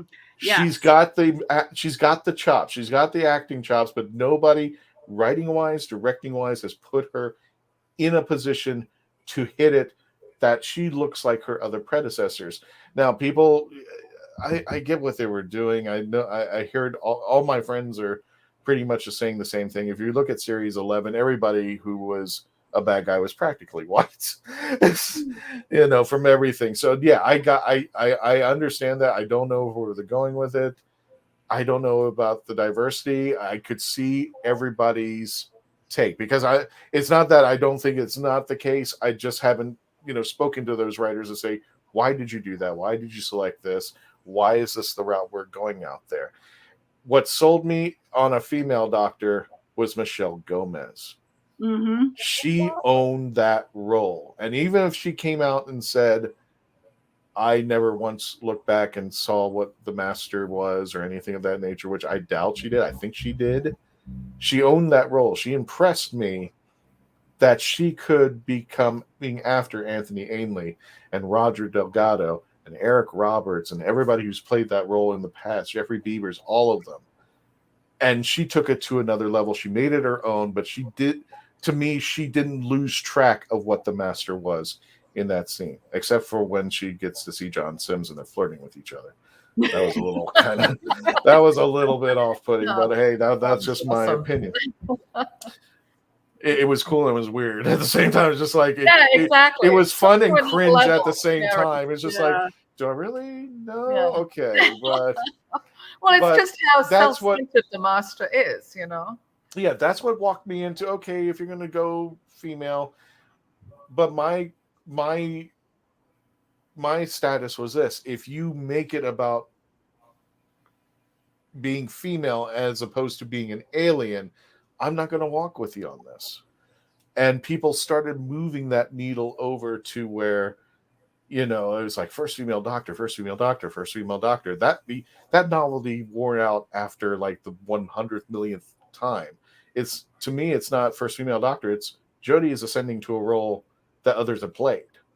And if I can't see it that way, and you're going to throw it down because I've seen all these social medias say the same thing, then I'm not with you. Hello, it's just male Asian. Why am I? It doesn't. And the last time an Asian's been in the TARDIS 25 years ago, just saying, E.G. Cho. But I'm not looking for. I don't want to say I'm not looking for diversity. I'm looking for something I can relate to. Mm-hmm. Growing up in the 1970s, related to this floppy-haired guy with a scarf who ran inside out of a police box. He didn't look like me. But I saw everything about him. When, the big things were Transformers, G.I. Joe, Marvel, DC, all that. I saw myself in this guy, a British guy, because he was fun. He used his wit. He was nonviolent. And he always was 2 steps ahead of the people. That was something I could relate to because I wasn't like a geek or a jock or anything of that nature. I love being cerebral. If anybody wants to jump in and shut me up because I'm just below me. I think you have a really good point because that's the same argument I've used myself, even with screenwriting right now, because if you look, we'll use Game of Thrones as a perfect example of that, using with the fantasy. One of the things that Game of Thrones, besides the writing, that it got knacked for was because everybody was white. But also, Game of Thrones took place during a time when historically, everyone was white. And that was one of the problems that I actually have, even with the Right of Wands, where I've been trying to pitch it to executives, is that my series takes place in 13th century Ireland. There was historically, and it's been historically proven, there was nobody that was black until the 1700s. So to put a black person, while I have absolutely no issue with that, what color they are, what their background is, Asian, whatever, everyone was white. So for me, I can just see a historical person be like, well, that's not accurate because they're not white, blah, blah. It's just, Well, it was the same thing when the BBC, what was it? Henry VIII, who's his wife? Got beheaded, first one. I can't think. Gosh. Anne Boleyn. When they made her black, I'm just like, why? I mean, that's not historically accurate. I mean, okay, I can actually intercede. You want to stop the Asian hate? Let's make an all Asian roots. And I'm like, that's not going to work. That's then not maybe what the story is. Something like Mel Brooks' Men in Tights, when you've got Robin Hood and you've got, I forget, who was it? Was it Little John? No, he came with a Moor, I think. His companion was it was Dave Chappelle. Not a Moor. It was his black companion. That it fit in the sense that Moors were around, but that would never have happened. That didn't happen. So So yeah, it's the same thing. You look at history, you look at what was appropriate for the time, and that So yeah, I get you on that. I think the question is: are you doing it because you're trying to shock and awe people, or are you doing it because you want to tell a good story? If you want to tell a good story from a different perspective, that's another thing. But if you're going in there just to say, I'm trying to, change, flip the race for something, then I'm like, why? What's the point? You already have a good story. Why not come up with another story or something better? There's always to say, well, we need to flip the character, just like as I'm going to pull up Dave's screen. You can see how many people. Why are you changing her female? What's the point? Is there a good point? I mean, the only time that the gender swap is ever mentioned is in The Doctor's Wife, when he makes an association with the Cavalier for that one-off joke, and Big Finish's Exile is the only time. Exile was actually a whole story about the first female Doctor. Not a lot of people like it because it's not one of Nick Briggs' greatest stories, but it made an attempt, and Nick made an attempt. It didn't make the Doctor look any good, but it's actually, I think, David Tennant's first Big Finish. He's actually a Time Lord in that one, chasing the Doctor. So if you're doing it for the reasons of, I'm going to go against race, I'm trying to bash a certain Caucasian, why? I mean, that just seems to be hateful. But if you're going to be retelling a story, I just want to tell you a great story, but I'm going to mix it up a little bit and tell you from a different perspective, then I'm with you. If you're coming in because we haven't had a female Doctor, I'm just like, yeah, it's been okay for the past 50 years. What's the deal? That's fine. I thought her introduction was brilliant. Yes. Exactly the word that she said. I mean, the build up towards it gave you such hope for New Who, because it was basically the Doctor saying, that's it, I'm done, I'm finished, it's over. I hurt too much, there's too much pain, I don't want to regenerate. I've seen and done everything. There's nothing more for me to do or see. And then he regenerates and looks into the monitor and says, brilliant. Why? Because now he's seeing, or the Doctor is seeing, the world out of completely different eyes. It's opened up something that most men, white, black, Asian, or otherwise, don't understand. And I said, look at this. They're finally going to show life from a female perspective, not pink lacy curtains and all the other stuff, and her having to make her own screwdriver because she still has to appear manly.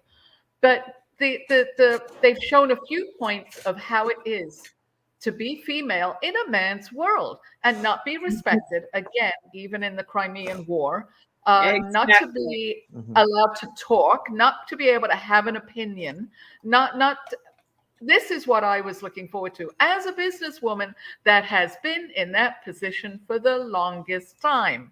So it never happened.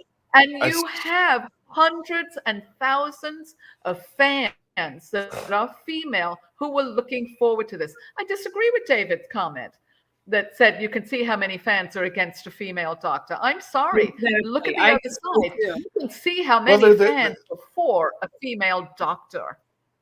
Actually, believe it or not, I know there was so many fans against Capaldi because of age. Because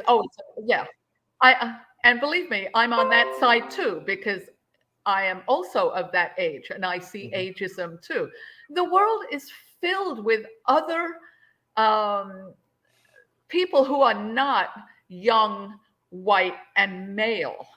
I get a little, my back gets arched a little bit on this because I see it from the other side. And the fact that the male, the white male doesn't see that, to me is like, I get fatigued. Oh yeah, yeah, absolutely. Well, that was one of the things. Is I actually was to a show, and this may actually be one of the reasons why I was not invited back to this particular vendor this year. Is I had a conversation 2 years ago when their last event happened, and we talked about Doctor Who, and he came up to me. He said, that he did not want to see a female doctor. And I said, why? There was no other reason than other using sexism. And I was like, give her a try. Right. But he couldn't do that. He absolutely Well, couldn't. unfortunately, he didn't live up to it. That's the shame. That's why I didn't get invited back to his event this year, because we had that argument or that discussion about why he should give Jodie a try. And he was just like, nope, I'm gone. I'm not even going to watch Doctor Who because the person is a female. No other reason other than. Here's the thing, and I'm not. Right. And let me try to walk this path because I want to give you. First of all, I do actually know female fans who left because of the female doctor. I know that they've left because of that. It's not just a male thing. They're just females. And I think the word that I've heard people use is traditionalist. The best, they think, if it's not broken, why fix it? Or why try to reinvent the wheel? And I get their point. I don't know if it's a sexism. I mean, there might be sexism into it, but I need to know the individual's choice. And plus, if it is, it's just like, I just don't feel comfortable about it. I don't agree with it. It could be just that. I don't want to throw them into the realm of sexism. That's what they've been accustomed to for 50 years. And then all of a sudden you want to throw it in. But they were accustomed to the master being a male figure and accepted Missy with open arms. So I don't get it. And I also know some females who are not fond of having a female doctor. Again, but I believe that they are the same. They're brainwashed, and they are the same as the men who are misogynistic. I think they are, not to categorize and not to be too general, but I think they believe that their place is in the home, and to be which is nothing wrong with that. Don't get me wrong. But this is what they're used to, the traditional version of being a female, and this is not what today is anymore, So I think the show had to grow as the times grow. They always have. They've always taken on the current issues. So it's like you said, it's a subject for a much longer show than this. It's a subject, and it's just. And like I said, I don't foresee this as a right or wrong. I mean, it would need to be addressed as well. I don't want a female. It's just like, why? Because they just do a great job. The thing is that you're mentioning the other side, but the thing is, I don't see the Doctor as male or female. I see it as alien. That's how I. And you have to treat it as such. But there was the line in The Witchfinder where she goes, "If I was a bloke, this would have been easier." I hate to disappoint everybody, but the truth is, the whole MO of the Doctor is he has always walked into a bad situation. He says something, and everybody disagrees with him, and he spends the whole thing. So I believe Jodie's words were, "I'm not used to not being listened to," because I thought that was a very, very relevant point. That was one of the only things that not one of the only things. I really enjoyed the Witchfinder episode. Same here. But she said that when she was, I think, attached to that log. I'm not used to people not listening to me. Yeah, and making the same argument that I made in that particular situation. It's just put up in the water simply because she's a woman. No other reason for it, because historically that's what happened. So, Christian, your point about the fact that they always listen to the Doctor. She was trying. But they weren't listening. No, they don't always. That's the thing. No, they don't always listen. That's the whole MO of Doctor Who. The Doctor walks in as, and I'm only going to put this in the gender side because of the previous episodes. He walks in, says, "You're doing this wrong," and what happens? Well, the bad guy or the person in question comes in and says, "No, you're wrong." There was the one scene. My favorite part was the idiot's lantern, where the guy kept rambling on, and the Doctor jumps into his face and goes, "And I'm not listening." I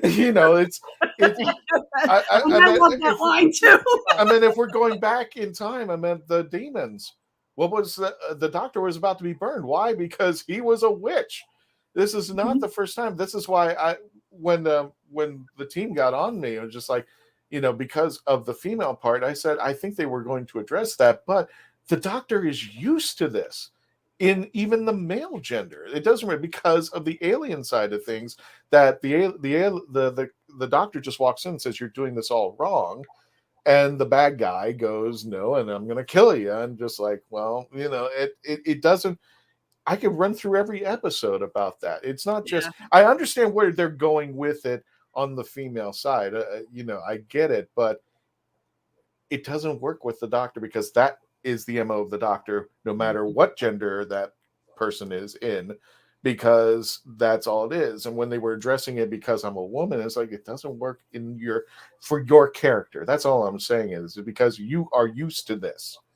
So even whether you've got whatever you're packing between your legs does not constitute what's been going on for the last 50 years. The last 50 years, you weren't being listened to anybody. Even your own companions don't listen to you. So it's I just...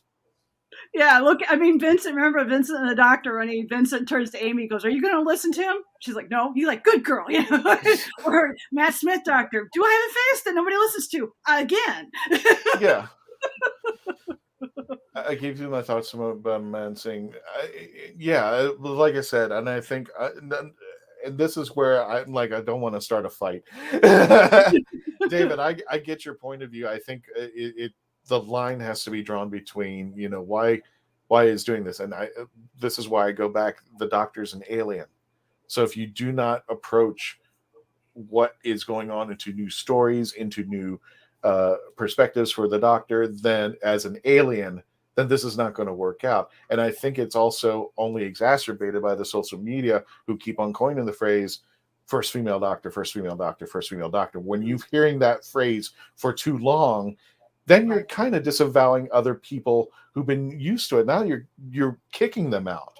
It's like, I don't see Jodie Whittaker as the first female Doctor. I see Jodie Whittaker as the 13th Doctor. Mm-hmm. She just happens to have different gender. Yeah. She just happens to be packing something different biologically. That's it. That's all that makes the difference. But that's my opinion. And that's just the way I've grown up. And I think that's just, okay. That's nothing to do with gender. Well, yeah, it's the alien inside. I just don't want this to be looked at the gender card. I want this to be looked at. Is this a good story? Is she a good actress? In my mind, she's got the chops, but nobody has brought her to the table yet. And we've only got 4 episodes to do it. And yeah, I'll be honest, I was expecting more of a reaction from her Doctor when the general or the commander, of course, didn't listen to her. And then all these people were dead because of his bad decision. And it's just like, oh, you didn't listen to me. Like there was no really. I was more expecting the God Doctor out at that point. Mexico City, thank you for joining us. Buenas noches. What time is it down there? Because I'm feeling bad. A lot of our friends in the UK, they've got to be up until 2 a.m. right now. Oh, yeah. And daylight savings time, I don't even think, I think, no, yeah, they did get hit by daylight. They got it earlier down there. They got it earlier than us. And our friends, please subscribe, youtube.com, The Legend of the Traveling TARDIS. Like, share. If you love this episode, please let everybody know. We're trying to get to 2,000, and let me see if anybody else is subscribed. Any new members? Not this time. No. Okay, that's cool. Oh my God, Sophie. Oh my God, Sophie. Why? I love you. I love you. I want you to stay up and watch, but why there? Oh, buenas noches. And David, I please don't take offense to this. This is just our opinions. I welcome you. You are welcome here at any given time. You have an opinion, and we're all strong about our opinions because we come from different lives, different lifestyles, different ways of life, different experiences. And no, there's nothing wrong with what you believe in out there. We just have different perspectives out there. But David, I appreciate all your chat. And I appreciate everybody who's been Ramona. I appreciate all the corrections that you've given me. You've been a great Melanie Dean for the last 3 hours. Keeping up with this. I thought Jodie was like a bit Lucille Ball. Big disappointment. Yeah, I meant not everybody's going to like everybody. Nobody's going to the dislike. Structure again. They just didn't really know how to write Jodie's doctor, and I mean, look at even what happened with Capaldi. It's not like the first time where the writers had no idea how to write the doctor. I mean, Capaldi didn't really get his until halfway through his first season, and suddenly light bulb. Oh, this is how we're going to make it. So he's not going to be grumpy anymore. We're going to make him to be more light. So it's not the first time that the doctors had no idea how to write for the doctor. Right. And I'm going to end on this comment, last minute comments, because we're going to wrap it up. We've been going way longer than I expected. David, no, yeah, I love this discussion. These are the discussions we should have in the WHOniverse, and we do it civilly and professionally. We have our differences, but hey, man, love you. Thank you for joining us out there. I'm going to end. If anybody has any last minute comments, please throw them in now because we're going to end the show. I haven't seen the episode yet, but knowing that the Sontarans feature, yet it is, makes me wonder if Drax is still around and how you feel about what's happened after spending time with the Doctor. Very good question.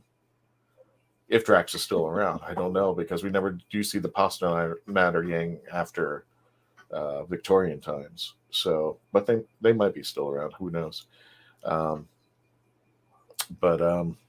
Yeah, Sophie, I hope you are up that late. You've been amazing. David, you've been amazing. Everybody in the chats, you've been amazing out there. Luke, you've been amazing. And this has been a good time. And I just want to let you know, everybody here, we appreciate all your chats. We appreciate everything, all the support over the years that you've been with us and continue to be with us. We're going to be, Sophie, we're going to be back next Sunday. I won't be here. David's going to be hosting. We'll see what they're going to do. And hopefully we're going to be doing all the pre-show reviews and watch parties during each of the final episodes. And then we're going to be returning back to Tuesdays at 6 p.m. Eastern Standard Time, unless things change differently, which is our original schedule time. We wanted to do this. We can get our chats live in. So I want to thank you all for joining us. And any last minute thoughts, ladies? Don't forget to check out the Pandorica restaurant. If you're in Beacon, New York, their information's in the chat. I'll try to find it again somewhere in there, buried alive. And excuse me, Shirley, tell them just a little bit before we go where they can find you and what's a good place.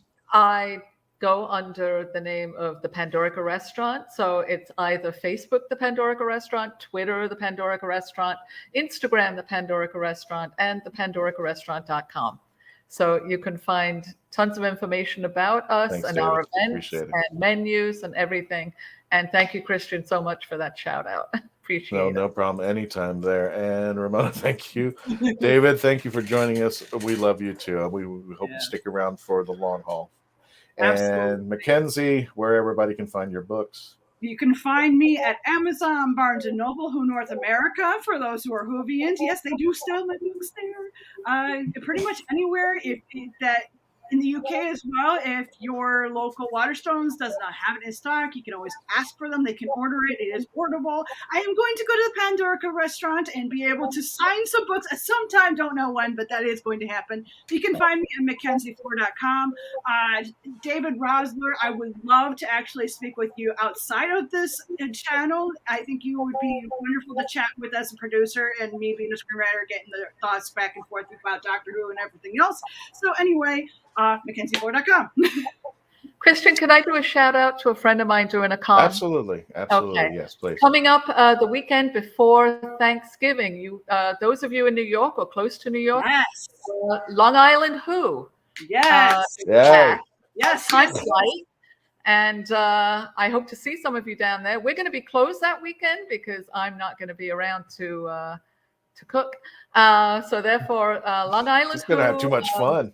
I love it. It's Who-centric, and the people are wonderful. They're great. Lots of vendors, lots of celebs, and it's just a really fun environment. So that's the weekend of Thanksgiving. I would definitely agree with that. I actually got an invitation to go out there this year, so I really want to go out there.